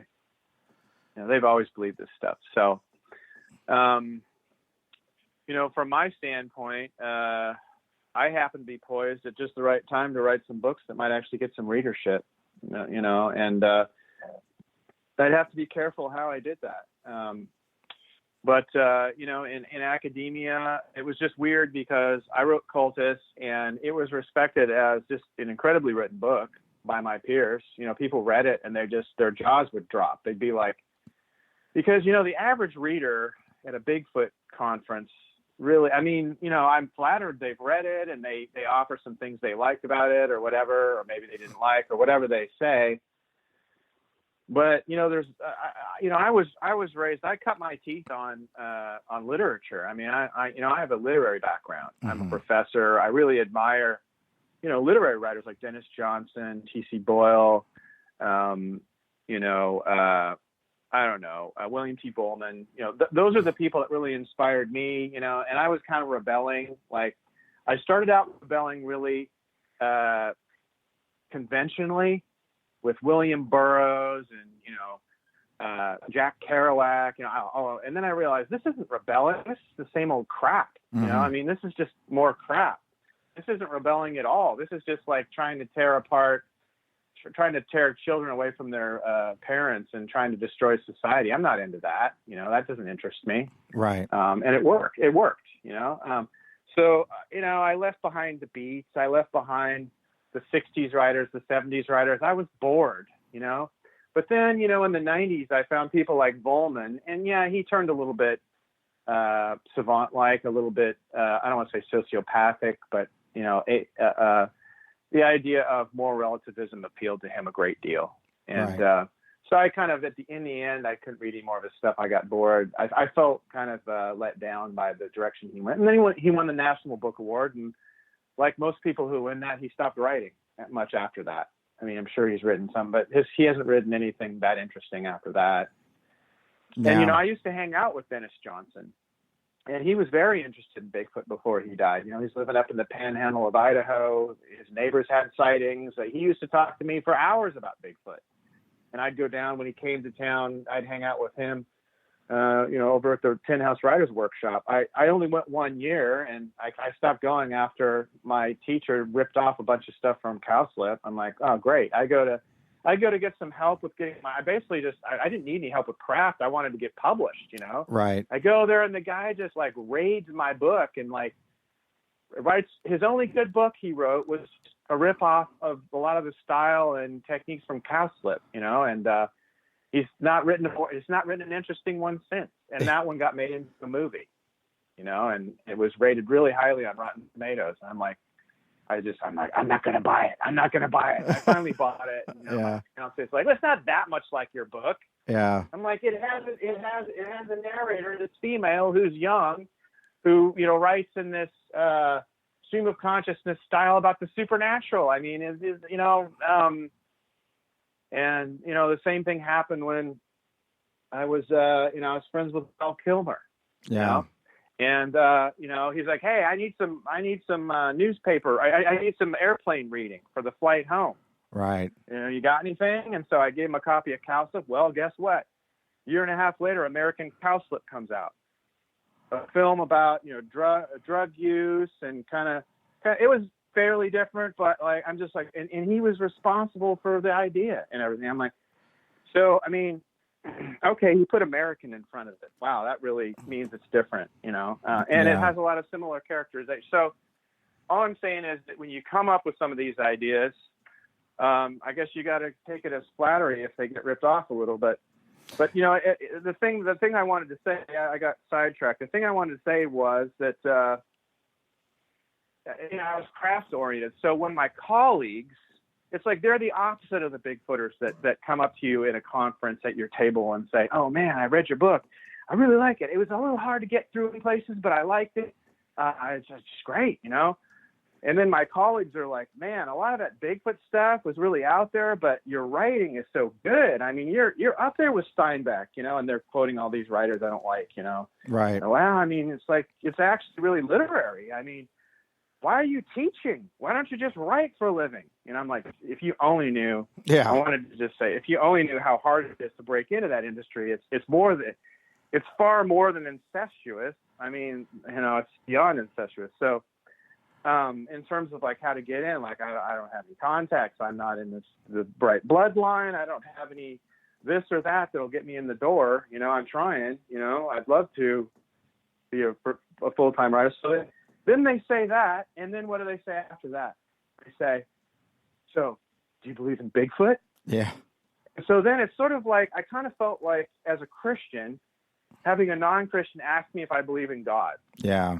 Because it's a lose-lose question. Right. I mean, if I say no, then I feel like I'm denying my reality. I'm denying what I know. And not only do I know it, but I've suffered so much for my Bigfooting, physically, mentally, economically. I mean, I've gone through just hell and back because of my interest in Bigfooting, know? And so, but then do I deny it? Yeah. I made the mistake of not denying it. Yeah. Let me tell you, then you had some of your biggest fans become your biggest detractors. Well, he's a brilliant writer, but he believes in Bigfoot. Can you believe it? Then they started calling me Mr. Bigfoot behind my back, and I didn't get the promotions. I didn't get the calls for the new jobs, not even like the temporary full-time, multi-year contracts. And dude, you don't even know. I mean, it's like being a pariah. It's like basically, it's really, you kind of like feel like you sympathize with people down through the ages that, like, I don't know, some of the early scientists, that are canonized, like Copernicus or whatever, or I don't know, we like to think the Greeks came up with all the philosophy, like Socrates and the hemlock and all that. Like, they didn't, of course, but, Socrates ripped off someone else, I guess, to a large extent, probably the Egyptians or whoever. But yeah, I mean, you kind of feel like you're joining good company. Yeah. In your bad fortune. Yeah.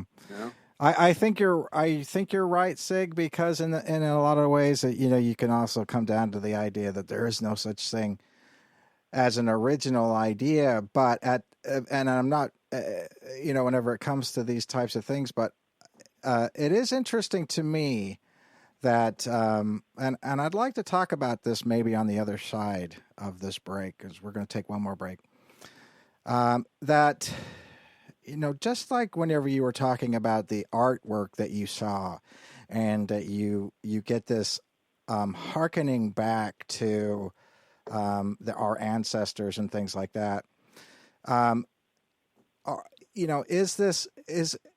Is there? Could it be that we're actually just re-experiencing some of the things that we have experienced in the past, and that sort of idea of genetic memory? I don't know how you feel about it, but I'd like to ask you in about 7 minutes. All right, man. Sounds good. All right. So we were with Sig Sigurdsen. We've broached a lot of subjects, and I also want to say that when we get back, talking about UFOs and things like that, we'll have to go through some of the time stuff, because you can't travel intergalactically without traveling through time. I mean, we can all travel forward. We all know that. But can we go backwards? 7 minutes, we'll find out with Sig Sigurdsen.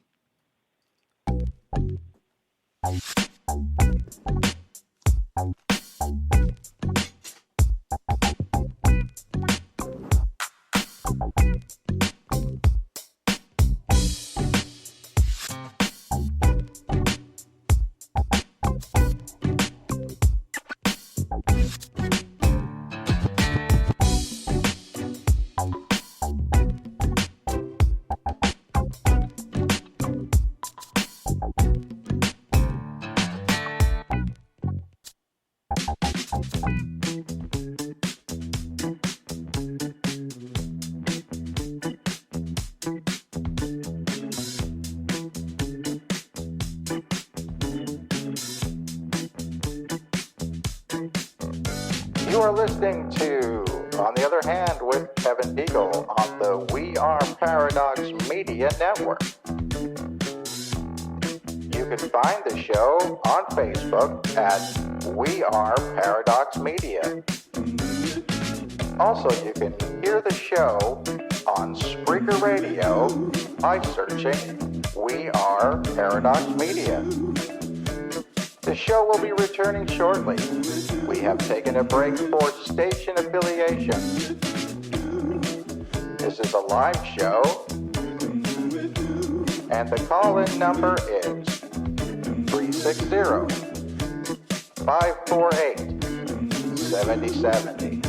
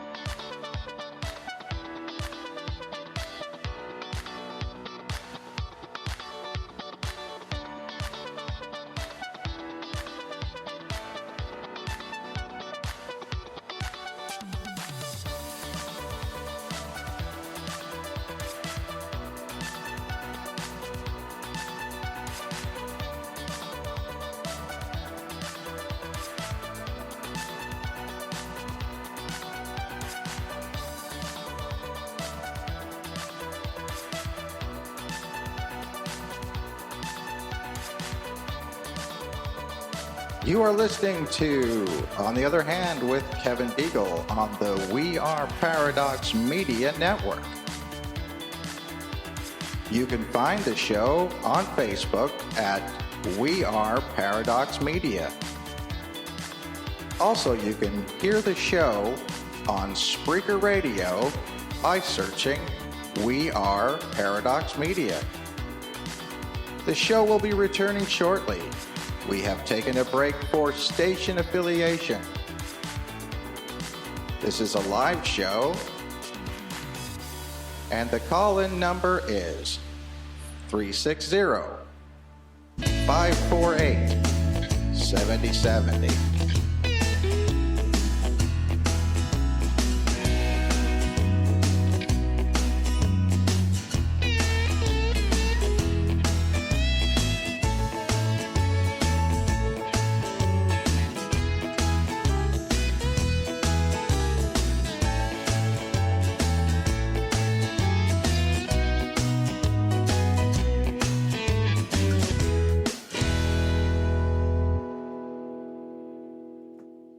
And we're back with Sig Sigurdsen. And Sig, before the break, we talked a little bit about the idea of time and maybe time being what I think, and this is my opinion, I'm not going to put words in your mouth, but maybe it's a little bit more circular than we think. In the fact that some of these artworks that you've seen and seeing out of the side of your head or your side of your vision at times, the idea of these ancestral groups of people that we may have come from, maybe something that you've experienced before, or giving the linear. Well, if time is not linear, which we would need to talk about in these cases, are we going to live a past life in the future? Maybe. I mean, I don't know. How do you define time as a thing that we can traverse? I know that's a big question. Well, I would say, like, as far as the the people I've occasionally seen where I feel like I had a flash of an ancient vicious ancestor that wasn't human. That may have started because of maybe kind of the fact that the first person I experienced that with just had some unaccountable hatred for me, and so I felt like this animosity, and I guess like maybe it's like my brain's creative way of externalizing if I feel that kind of animosity from a person for no apparent reason whatsoever. It's almost just like something in my primal core is different from their primal core. Right. And were my ancient ancestors fighting their ancient ancestors? I mean, we'll never know. Right. Was it another life? I mean, my fiance and I were talking about, she thinks I'm an old soul. Like, I've been here way too many times. I'm sick of it. Like, I've just, I've had so many lives here before, and that doesn't really necessarily ring true to me. I don't know. But I do have this feeling of almost like spiritual weariness, but maybe it's just from all the encounters I've had with the supernatural in my life. It makes you tired after a while. Yeah. On a level that's hard to explain. Almost like, if you get exposed to nuclear radiation and you're suffering from radiation sickness or something like that, Right. But I don't know. I would say that as far as time goes, the cyclical nature of time, I don't really think time is cyclical. I think that we're part of a cycle that is separate from the framework. In other words, sort of like, that old word firmament. I mean, what did that mean? It was the atmosphere. And does the atmosphere spin with the earth? Well, we're told it does. I don't know why. Why would the atmosphere spin the same speed as the earth? It doesn't make any sense to me. But it seems like the atmosphere would spin slower. Mm. But if it did, then the clouds would be whizzing past us. So obviously it doesn't. So, well, why doesn't it? Our clouds don't have enough mass to spin the same as like people on the earth. Mm-hmm. we're told it's the gravitational body, one big one attracting a little one. But I don't know, big G, all that. I'm a little leery of that. I find it a little coincidental that big G sounds like the G in Google, sounds like the G in 5G, sounds like the G in geometry of some people that you're friends with. Mm-hmm. They have the whole geometry thing, sacred geometry, whatever, right? Yeah. The G with their nice angular G. That looks a little, let's be honest, a little like a hexagram, the shape of it, but we won't go there. But anyway. Right. So basically what I'm saying, though, is that to me, time is actually more like those old-fashioned water wheels where the stream, they would dip their little pots in the stream and then spin around, and then that spin would be attached to a loom, or maybe it would be attached to a mill that would mill flour. Right. Or, there are primitive ways of harnessing water. Well, what is water really? Mm-hmm. It's flowing. It's a liquid substance. And what is that they're harnessing? Is it water or is it time? Yeah. And so it's the water moving through time. And that's symbolic for me of how we, our lives are. Right. Our lives are harnessed from time, like, the water wheel. What do they call that? The miller's wheel? What's that called? Yeah. Miller's. Yeah. Well, that's what our lives are like, but our lives aren't necessarily directly linked to time. Right. But the gears and mechanisms force us to be. Right. So like a lot, so if you look at modern history, so what is it doing? One of the ways this is accomplished is through the slavery of numbers. Right. So the slavery of numbers basically causes you to be more, you're like strapped to that frickin' water wheel in a modern society. But it used to be that it was like actually kind of nice. Mm-hmm. Like in the old Middle Ages that are supposed to be so terrible, is it really so terrible to have 1/3 of the frickin' year off in holidays? Yeah. Is that so terrible? Is it really so terrible to live in charming little hamlets in the woods with all kinds of animals around you and all kinds of wild, fresh game and fresh soil that hasn't been exhausted by batshit fertilizers and, nitrogen, all that. And people who care about you and like who are there your whole lives and you're actually living your life for the village. I mean, like a lot of what you do is unselfish, but it's actually benefits you because if the village does well, you do well, on some level. And back then there was a lot more bartering. So basically what I'm saying is that modern society is basically like a hellish version of the water wheel. And instead of the water wheel now, we have the silicon wafer wheel. Mm-hmm. And instead of water, we have electricity. Right. And what does that do for numbers? And then every single thing, then our DNA, those are all a number. Right. What's that called? You, me, and 23 or whatever crap that is. 23 and me. You're a double helix, man. You're a walking number factory. It's all numbers with you. Your cells, they're this small, this number, and your brain has this many brain cells. It's like trillions. It's not millions, man. And your blood cells, your white blood cells are this percentage. Your red blood cells are that percentage. It's all numbers. Mm-hmm. Right? Yeah. And so what that does is it makes you a slave. Right. It's a slavery of numbers. Yeah. And is sacred geometry, like back when sacred geometry started, with your brothers, I think it was an art form. I think it was like really beautiful. But what is it now? I mean, it's like, is it sacred anymore or is it sacrilege? Right. I mean, like if you're living a slave to numbers, how's that geometry going to help you? Right. So I think of that with everything from the distance of the earth to the sun. I mean, like as a teacher, as a professor, that's one of the things you can't plagiarize. It's so well known. Right. Well, really? Is it really that well known? I mean, honestly, do we really know how far the sun is away to the nearest like 1/10 of a mile? Or I don't know how long it's supposed to be. It's a number that everybody knows, mm-hmm. And then there's the number of chromosomes with XY people, And then there's all these numbers, and there's a certain amount of 365 days in a year, but it turns out there really aren't.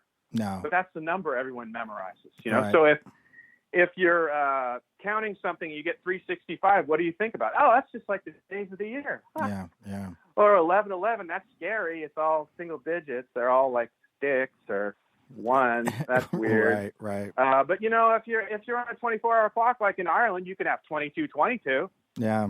Do people get freaked out about that in Ireland? 22:22? No, that's well, yeah, they do, because it's pretty close to closing time at the pub. Yeah. Yeah. So yeah, I remember when pubs closed at 11.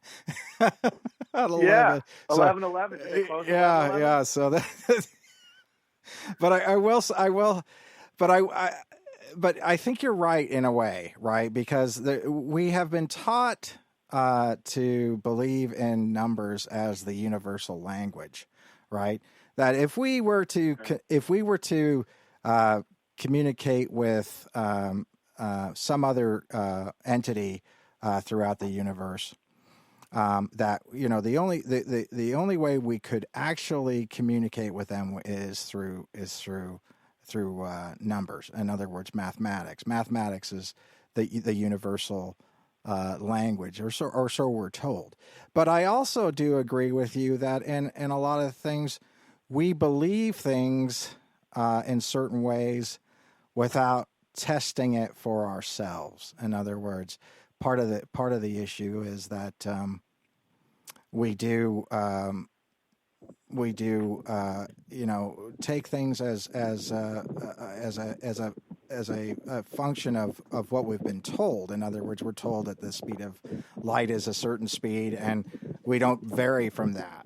Although we can now realize that with this dual slot experiment that light waves and particles are totally different things, and light can be one or the other, just depending on how you observe it, and therefore the speed of light is somewhat meaningless if you are using it from a particle standpoint, which would mean that intergalactic travel would be possible. So yeah, but this is one of those things where I think in a lot of ways we don't necessarily try to step outside the box, and we willingly put ourselves in there. And it's interesting that with Bigfoot, I've spent a lot of time in medieval villages and doing research on different folklore and stuff like that, and the idea of the wild man being without the village itself, as that part of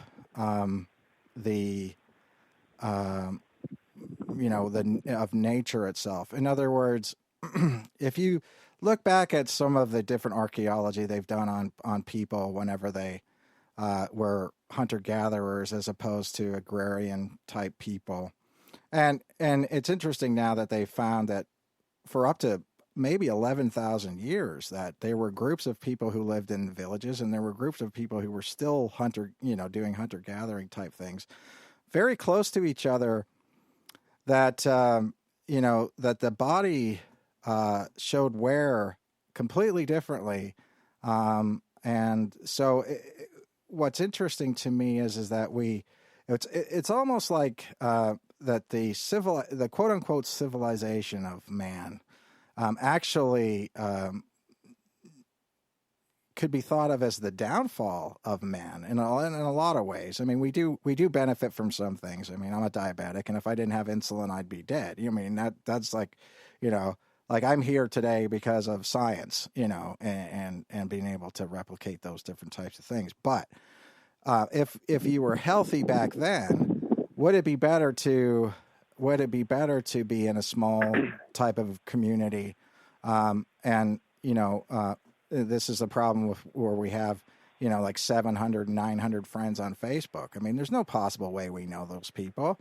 Because I don't think that realistically we can know more than 150 people. I think that's even probably too much, from that standpoint. So it's almost like the society forcing us to be with a lot of people that we don't know brings out a lot of the negativity that we actually feel. And I don't know how you feel about that per se, but it seems to me like Bigfoot as an archetype of the wild man or whatever in different locations like that is almost looked upon in some cases as the ideal situation. You know, like these people live in nature, and not, they still are part of nature.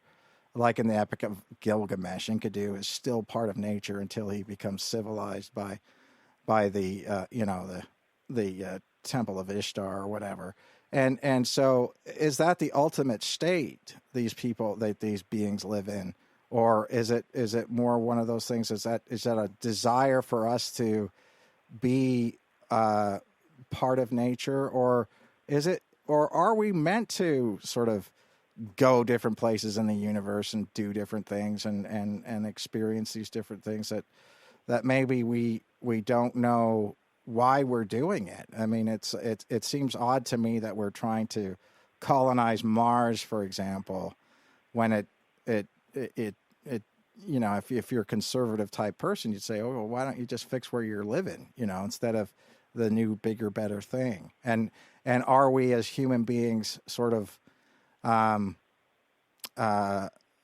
capable of caring for another planet if we necessarily can't take care of ours? And is that science saying to a spiritual mind, we can do whatever we want? Is that human hubris to colonize Mars? Is it human hubris to say that we can go to different planets? Or what do you think about that, Sig? Well, I mean, looking at the Sasquatch, Bigfoot as a wild man, I would say that's like looking at an accountant like a suit. Yeah. Of course, an accountant, to continue the metaphor, an accountant, deals in numbers for a living. So what does the Sasquatch do? Why, is the Sasquatch really as wild as we think? And what is wild? I mean, the word wild, the idea of uncivilized, untamed, not domesticated, you can't control it. It's like a force of nature, but actually nature is pretty much all controlled now. Mm-hmm. I mean, to a large, that's why the bees are gone. They're going fast. That's why the Earth's being destroyed. And you have to ask yourself, what's another word for control? Well, it's order. Mm-hmm. Is the new order really beneficial for nature and life? I mean, the Earth's being destroyed. And are people really separate from nature? I mean, we're told on the one hand that, we're completely separate from nature. But then on the other hand, we're just animals, So there's kind of this paradox there, and it kind of creates a disconnect in the modern mind. And so it's sort of like, it works sort of like the way people that want to control the population, when you want people to do what they're told and be meek and humble, and if they're Christian, then you just say, oh, read your New Testament, love your neighbor as yourself. But then if you want them to go to war, you say, an eye for an eye and a tooth for a tooth. And that's preached from the pulpit a lot. Well, the same thing's done in ecology. Mm-hmm. Oh, you're just an animal, and you're not just an animal. You're a virus. People are destroying the Earth. Oh, you're just a despicable virus. You don't deserve to live. Kill yourself. Right. Just save the planet. This kind of idea, and then the idea, like when they want the other side of the coin, then they'll use the other idea that we're not like nature. We're not like the rest of nature. It's really a lose-lose, because when you're not like the rest of nature, we're destroying nature as though we're separate from nature. But really, I mean, all of my experiences around Bigfoots has led me to the understanding that actually they're separate from nature and we're not. We're part of the world and they're not. That's the difference. Mm-hmm. They're not wild men, except in the sense that they can't be domesticated or controlled by us. Right. And we think we're in charge of the world. That's the ultimate irony. Yeah. We're not in charge of the world. We are not destroying the world. Mm-hmm. We're being used to destroy the world. Right. There's a big effing difference there. Yeah. You know, seriously. And people need to give themselves some credit. Like if you want, maybe like in Australia, they had the bright idea to, import a bunch of rabbits to take care of some other sort of pest. I forget what it was. Right. You know? Right. And then the rabbits overran. So was that the rabbits' fault that they destroyed the biome they were put into that wasn't their native biome? Right. Was that the fault of the rabbit? I mean, is it our fault that, we use too much plastic? Well, your grandparents didn't want to use it. They hated plastic. They thought it was poisonous. It's from oil, and oil is a despicable substance that stinks.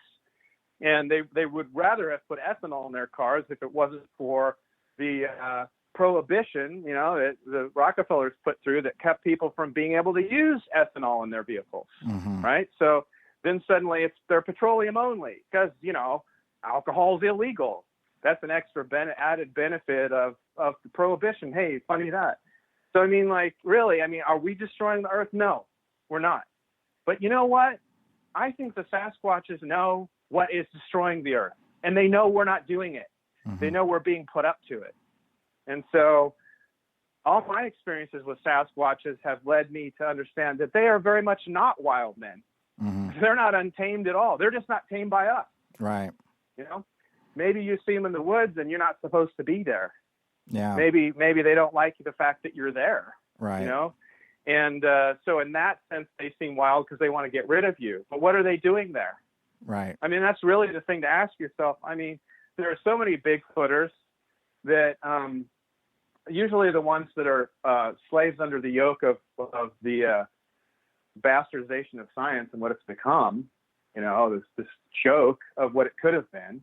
And they're the ones that are absolutely certain that Sasquatches are, a relic species of hominid or whatever, Wouldn't that be nice? I mean, that's why I started Bigfooting. But then the more I was around them, the more I realized that's not what they are at all. Yeah. If anything, we're the relic species of hominid. They're not. I mean, who even knows what they are?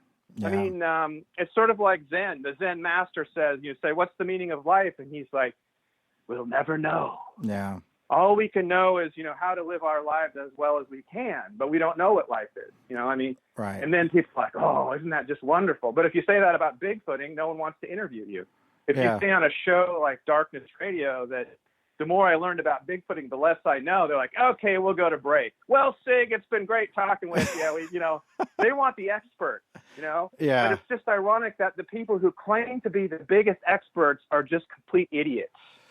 I mean, they're just the most unenlightened dolts that know nothing about Bigfoots. Yeah. Because the more you're around them, the more you realize you're like a rat in a maze, man. I mean, you're not figuring anything out here. Yeah. First of all, you have something that can read your mind. And how are you supposed to use scientific inquiry with that? Yeah. I mean, one of the first things I learned when I was a Confederate in experiments at New York University over and over again, because people thought I had downtime at work, hey, let's use them as a Confederate in our experiment, was 9 times out of 10, the subject was in the lobby, and that was the experiment when they thought it hadn't started yet. And then you're there talking to the lines that you say to get them to elicit a response that is the experiment. Yeah. And then they go in for the experiment, and it's like a letdown. They're just sit down, and then there's like they play with a piece of felt or, I don't know, write a little picture or whatever, and then they're dismissed. But they don't realize the experiment has been when they're in the lobby. Right. And so how are you supposed to run a psychological experiment on someone who knows immediately by reading your mind that they're being experimented on? Right. Immediately, before you even get there. Right. It's absurd. Yeah. I mean, it's like absolute, complete and utter stupidity to think that to have the gall to think you can do that. Yeah. I mean, it's like you can experiment on a porpoise. It's that. I mean, they're one of the smartest, critters around. They have a brain that's more advanced than ours in many ways with the way it can send holographic imagery and all kinds of stuff. But I mean, in some ways you can experiment on a porpoise. I mean, you can experiment on a chimpanzee. You can experiment on other people, unless they happen to be aborigines and can read your mind because they haven't been, corrupted by the modern sciences into kind of a finite, limited way of seeing themselves in terms of numbers or whatever else. But and then out in the Veldt steppes or whatever you call them, out in the the outback belt, of course, coming from the word wild men, belt, forest, wood, whatever. Then they get a kill out there, and then they get back to the village, and the fire's all ready, and everyone's jumping up and down, and they know you've gotten your impala or whatever you killed out there, your whatever game, they've read your mind, 7 days ago. Mm-hmm. So I mean, are we really becoming more advanced? Are Sasquatches, because they can read minds, is that just impossible? Well, no, actually, people used to be able to do it. Yeah. And, I can do it a little bit. And guess what? When you're around them, you can start doing it. Yeah.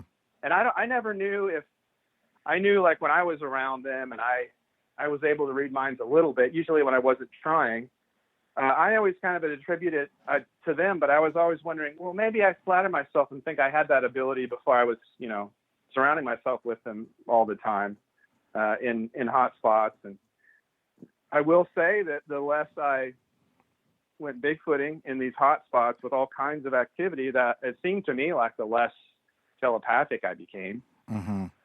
But, then again, if you're living with a bunch of people that don't know language, and they're just like farting and hooting, I mean, are you going to keep up your linguistic chops that way? Yeah. So, I mean, you kind of have to ask yourself, well, is it magical transference, or is it just that, they're reigniting a latent ability you've always had? Right. And that modern society is working like gangbusters to smash, because you can't run a planet the way it's being run into the ground if people know that. Right. They're not going to let you. The last thing the power structure want is a bunch of telepathic citizenry. Yeah. Well, I think you're completely right in the fact that, if you have, a lot of people have said to me over the years, Sig, when do you think disclosure is going to happen? And I know this is somewhat of a different topic, but it'll come back around, believe me. So they've said to me, when do you think that UFOs are going to disclose themselves, or that that these aliens are there? And I'll say, well, whenever they want us to, and they say, what do you mean? And I said, well, I would believe that, from the way that most people describe sort of alien abductions, that these things are telepathic. If they're telepathic, then they don't need to tell the president. They don't need to land on the White House lawn and tell the president to tell us they're real. They just tell us, and we would all know at the same time, right? There's no. Actually, they're the ones that want everyone to think they're not real. Yeah. I mean, in my opinion, a lot of the reason why we entered this new age of stupidity is that where no one's telepathic anymore. People are losing all kinds of abilities they had naturally, and they're becoming slaves to time and silicon wafers, and whatever else you want to say, is because it benefited the very things that we think that we want to disclose themselves to us. That's the ultimate irony. Yeah. I mean, who do you think's running the government? No. It's like, come on, it's like you have these creatures. I mean, they've always been here. They didn't just they're not like, oh yeah, we just, we arrived in Roswell, New Mexico, the birthplace of John Denver. Hey dude, in 25 years, you're going to be singing Rocky Mountain High. I mean, it's like, no, that isn't the way it goes. I mean, they've always been here, man. They've been here before us. Yeah. I mean, in some ways, I mean, we might be a product of some of their tinkering or meddling, or we might not be. I don't know, but we're certainly going to turn into that the way things are going. Right. Because, I mean, it used to be transhumanism. You could actually take that word and analyze it and say you weren't so crazy about it. But now if the word trans is in anything, you better be for it, man. Yeah. Or you're just a hater, Yeah. And so, I mean, what's the natural outgrowth of that? Mm-hmm. Chimera, cyborgs. What about in the Matrix when he's got tubes coming out of his back and butt and everything? I mean, where does that lead? Where does transhumanism lead? Like, what road does that go down? Right. And who do you think's at the end of it?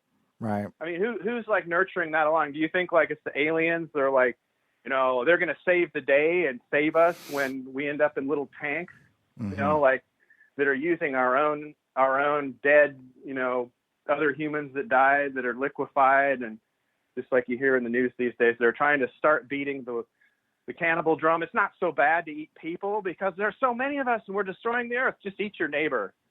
When they die, it's okay. Or, all these scientists now, or Katy Perry's, bon appetit, or I don't know, whatever. I mean, so, all I'm saying is, like, I find it rather absurd, that every single UFO people see, like, it's supposed to be piloted by an alien who, is a physical, corporeal being from another star system, like Orion, which sounds a lot like Aryan, by the way, if you think about it. Yeah. And so, like,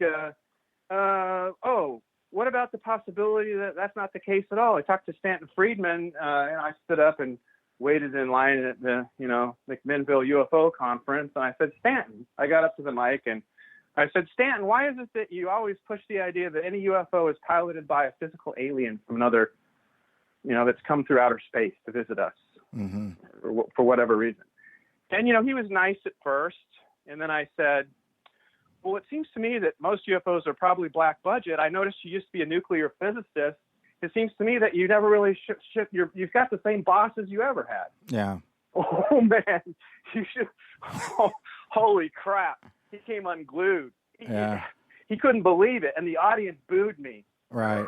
I mean, I had to leave, Right. I mean, it's like basically like telling Elvis that he farted on stage. I mean, right. Back when he was big, I mean, it's like you just couldn't say that to that crowd. Right. And I learned a valuable lesson. I never did it again. Yeah. I got my wet noodle. I learned my lesson, but my lashing. But does that? I don't know. But I think that's on the horizon, and that's the direction we're going. Every UFO is piloted by an alien, and whatever. Well, I think that it was interesting. I had an interesting conversation with Olaf Phillips about this, and we almost we went down his idea of a sort of a national program, and then almost an alien thing, because we do both believe in aliens, but we also believe in like sort of an ex-governmental or extra governmental, let me say that, force of something that's out there that we don't necessarily know of where that could be from. And, and if that was true, where that would be from would be a very dark place in our history, as far as, maybe some sort of extraplanetary Nazi force or something like that. And I don't mean to make it like that. And maybe that's why they used to have movies called, Nazis on the Moon or something like that, because it was, which is interesting because we seem to ridicule things or make it into a joke, things that we don't want to take a look at and see as a possibility. In other words, you can ridicule the idea of a Nazi base on the moon and Nazi babes from the moon or whatever it's called, or whatever, all these different movies like that, versus actually looking at it and saying, hey, perhaps these people actually had this kind of technology to pull this off. And it's kind of it's an interesting thing. The same with Bigfoot in a way. We make what we don't know into a ridicule type thing. It's a breaking it down to the ridiculous. And so in my case, I don't think I'm a conspiracy theorist for saying this, but I'm saying, if the Diglocka was real and all these things, they could travel in time, and the Horton brothers actually had pulled off manufacturing some of these different things that they had, is it that crazy to think? I mean, since basically our space program was based on stuff that they still they got from Pinamunda or wherever, is it that crazy to think that these people could have, in some states and some prototype, been able to pull this off? I mean, I don't think so, but that makes me a conspiracy nut. Well, I have a brain that automatically sees patterns in numbers. So if I notice that you've got Anunnaki, Anastasi, and then you've got Nazi, I mean, it makes what's missing there? And then like the Stasi Germany, like why would they overcome the Nazis and then name the police like something that sounds like Nazi? Yeah. So anytime there's a Z and an I mean, I kind of get I'm like, I don't know. It reminds me a lot of, Anastasia or and so I mean, like for me, when I think of like you've got some of those things that are aliens, or the Anunnaki supposed to be from Planet X or whatever. Like I don't even know, but yeah, I remember that whole Planet X thing. I never.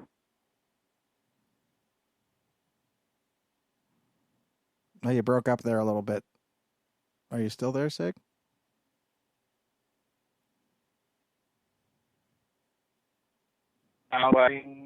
Interdimensionals or involving things like, whatever Bigfoot is, shapeshifters, stuff like that, skinwalkers. You say like my stuff is a lot like skinwalkers. I mean, ironically, I've gone and I went and heard, some people, I'm not going to name names, but talk about the skinwalkers. And it seemed to me like there was a real phenomenon there. And then it became, ironically, it's sort of like, I was like wondering, well, did they come to study it? Is that why like the head of with Lipton tea money, like all this like billions of dollars, like they went and they bought this ranch and the ranchers are like, thank God, we want out of here. This is terrible, Right. And then they wanted to study the phenomenon, but it kind of made me wonder like, well, what was really going on there? Was it really a power center?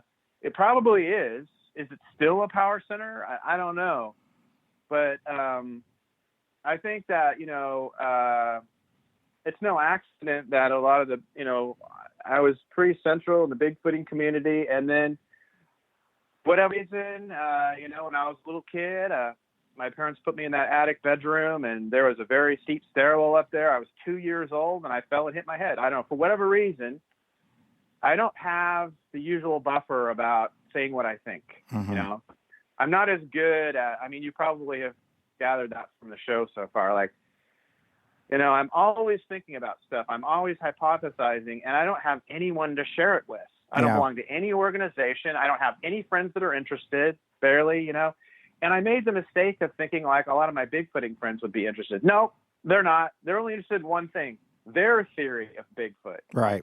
And it's like a bunch of people that belong to different religious sects, and if you say something different, then, and you're their friend, they'll be nice to you up to a point for so long, and then it's like, that's just not working, and if you don't really identify yourself with a camp or a sect of Bigfooters, then you're also suspect. Then you're also a problem, and so one of the things I noticed that really wasn't very popular to point out because people would just call it a conspiracy theory is all the people involved in Bigfooting that had one hand in the Bigfooting field and the other hand in the military. Mm-hmm. And I'm not talking about just foot soldiers here, or I'm talking about people that actually were pretty well connected. Right. And that's, so I don't want to go into that. I'm probably never going to go there. I do know when to shut up about things. Yeah. But I will say that, what was the Nazi bell? Yeah. Did it really end up in Kecksburg? I mean, what about the Nazis on the dark side of the moon, Iron Sky, made by the Finlanders who finally got enough software on their laptops to make a pretty good science fiction film without a big budget, and but of course, surprise, surprise, no distribution for them. But then they made up their money even more in rentals and video stores and online and stuff. And so, but I'm not saying that that I don't think that the stuff going on with all that, the idea, are the Nazis tied into aliens or like, and then you get into the whole Nordic alien conundrum and all this other stuff. And it gets really, you end up down like Alice going down as a giant, going down a very narrow hallway until you got to either drink the solution and get smaller. You're just done. You got to turn around, know? And so, they've actually made movies about Nazis and Bigfoot. Yeah. I remember I went and I heard Bobcat Goldthwait introduced his film in person. You know, what was that called again? I forget. Willow Creek or Willow Willow It was a Creek? forgettable film. I think Willow Creek. My favorite scene was Yeah. at the end in the tent, but that was just a Blair Witch ripoff. What was it called again? I think it's called It's either called Bluff Creek or Willow Creek or something like that. I always mix up the two. You're just like me. I'm like, Yeah. no, is it Willow Creek or Bluff? Okay, so I think it's Willow. It's Willow Creek, right? Because it's not the one where the Patterson film was. Yeah. Willow Creek would Anyway, Willow Creek would be the town. The closest town. Yeah. Yeah. So he I'm like, you know, he started out his talk and he starts talking about Nazis. Mm-hmm.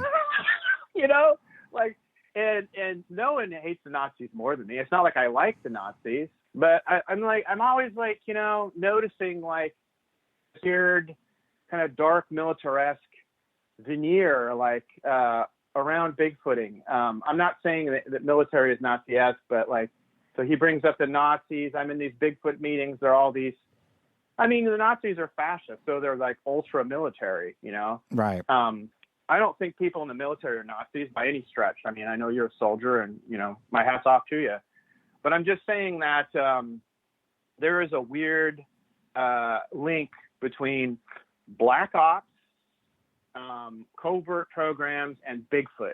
Mm-hmm. You know, and I'm not going to go into any details about that, and I probably never will. But I've had experiences.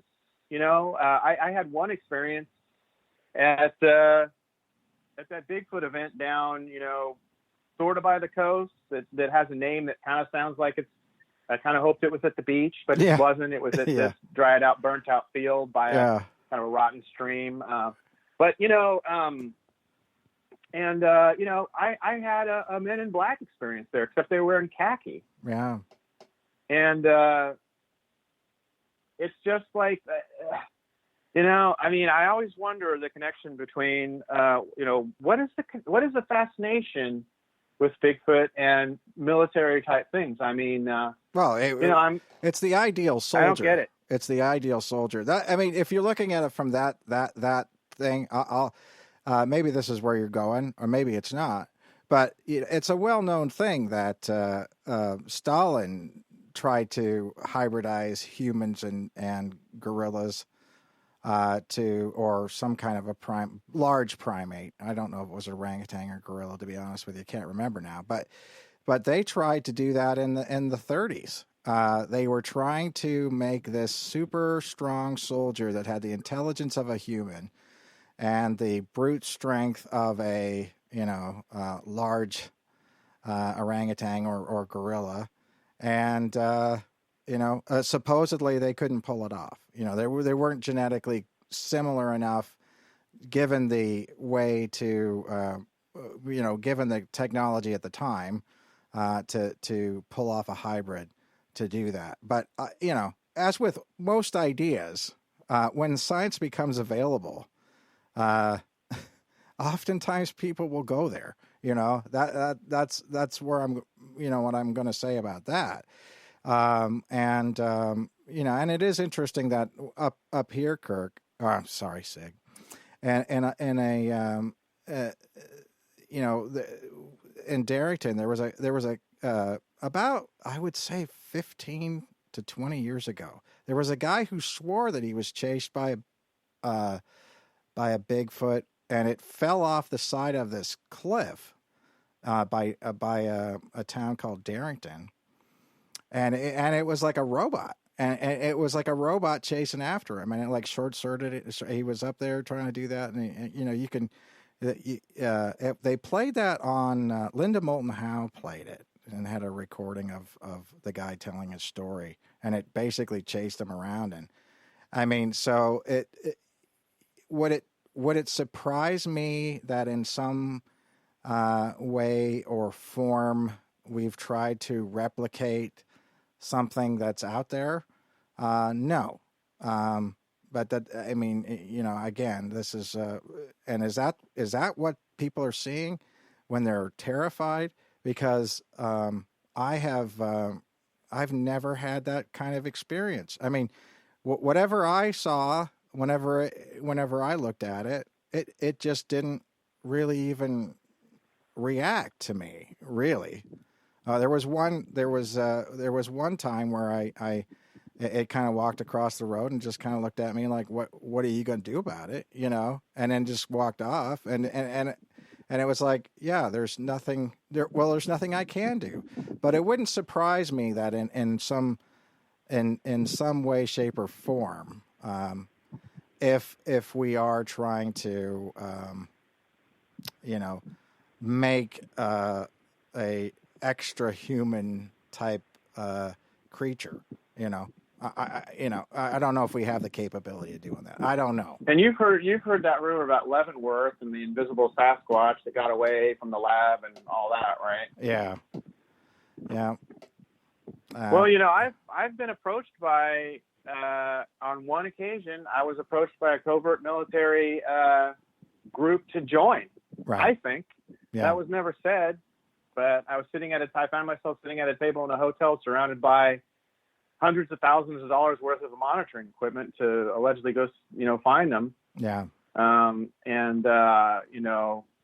I was flattered, actually. I mean, I was like, wow, is this what I think it is? Like, because it was never really clear. Right.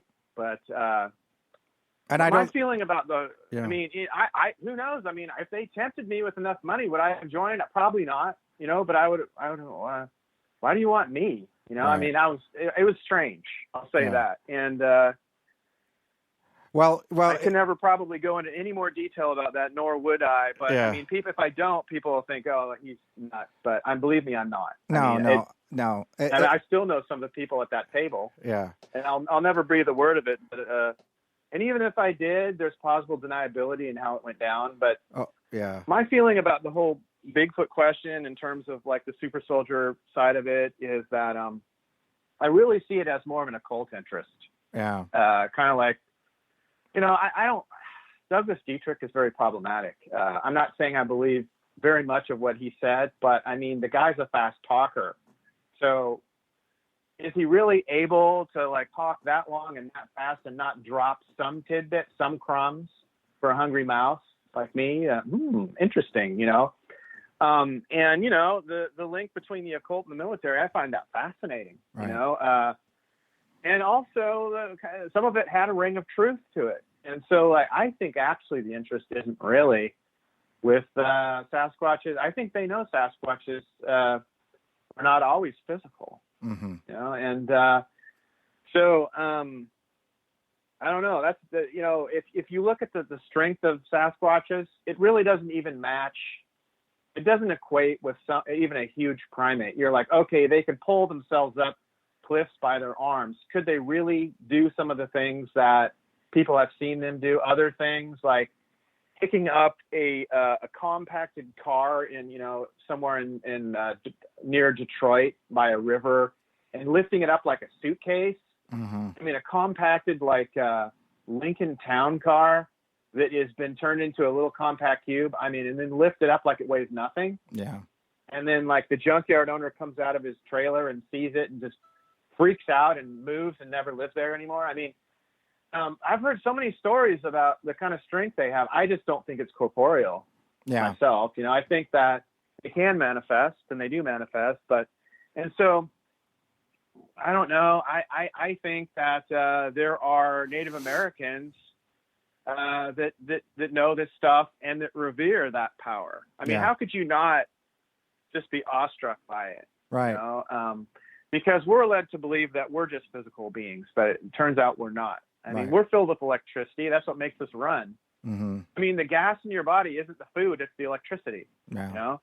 We're like electrified matter. I mean, and I just saw this really creepy remake of the Frankenstein movie. I forget the name of it. What the hell? I can look it up really fast. Anyway, so my point is that we're not as flesh and blood as we think. I mean, general relativity and other atomic theory says that our atoms never come in contact with other atoms or they'd explode or something terrible. I don't know. The idea that it's really electrical fields that are touching, and even though it seems like your flesh is touching your desk, it's actually electrical fields touching each other or something like that. So, I mean, how flesh and blood really is that anyway? And I mean, is that even true? Mm-hmm. I don't know. But I do think, though, that people are far more spiritual than we realize. And I think that the knowledge of that is power. Yeah. And that power, I think that is a lot of the reason why the sciences are pushing us in the opposite direction, because that is the kind of power that powers that be do not want us to know about. Mm-hmm. You know? And my experiences around Sasquatch has taught me a lot of things. I mean, I've been around them probably, you know, let's see, I went Bigfooting really intensely from 1999 through 2008 when I had Men in Plaid incident that basically put a stop to a lot of it. And so that's like 9 years. I was a part-time teacher. I had a ton of time. A lot of that time I was just strictly an internet teacher. I had a ton of time to go Bigfooting. Mm-hmm. I mean, I missed my chance to get married because of Bigfooting. You know, I there's not a day goes by I don't rue that. You know, I can't have kids. I'm too old now, I think, you know, and I'm really sad about that. And I just got so caught up in it. And it was, yeah, I'll admit it was partly the high of being around him and all that adrenaline rush. And then after a bunch of years, I got in a little pot gut because of, that's a side effect from, you know, your adrenals getting overly milked by stimuli, you know, trying to get rid of that. And so, one side effect, there are other side effects. But you know, I think I've Bigfooted, maybe over 1,000 times. I don't know. Like if you do the math, it's a lot. Yeah. I could probably do them. I haven't done the math, but I'd say like on average, twice a week in nice weather for at least 4 or 5 of those years, and the rest, you know, half that. It's a lot of times. Right. And I would say that what I learned from being around them is the laws of physics are not what we think. No. Yeah. And their ability to pick up heavy things and rip trees and pick up a bear and rip it in half. I mean, I really don't think it's like a King Kong type strength. I think it's supernatural. Right. You know?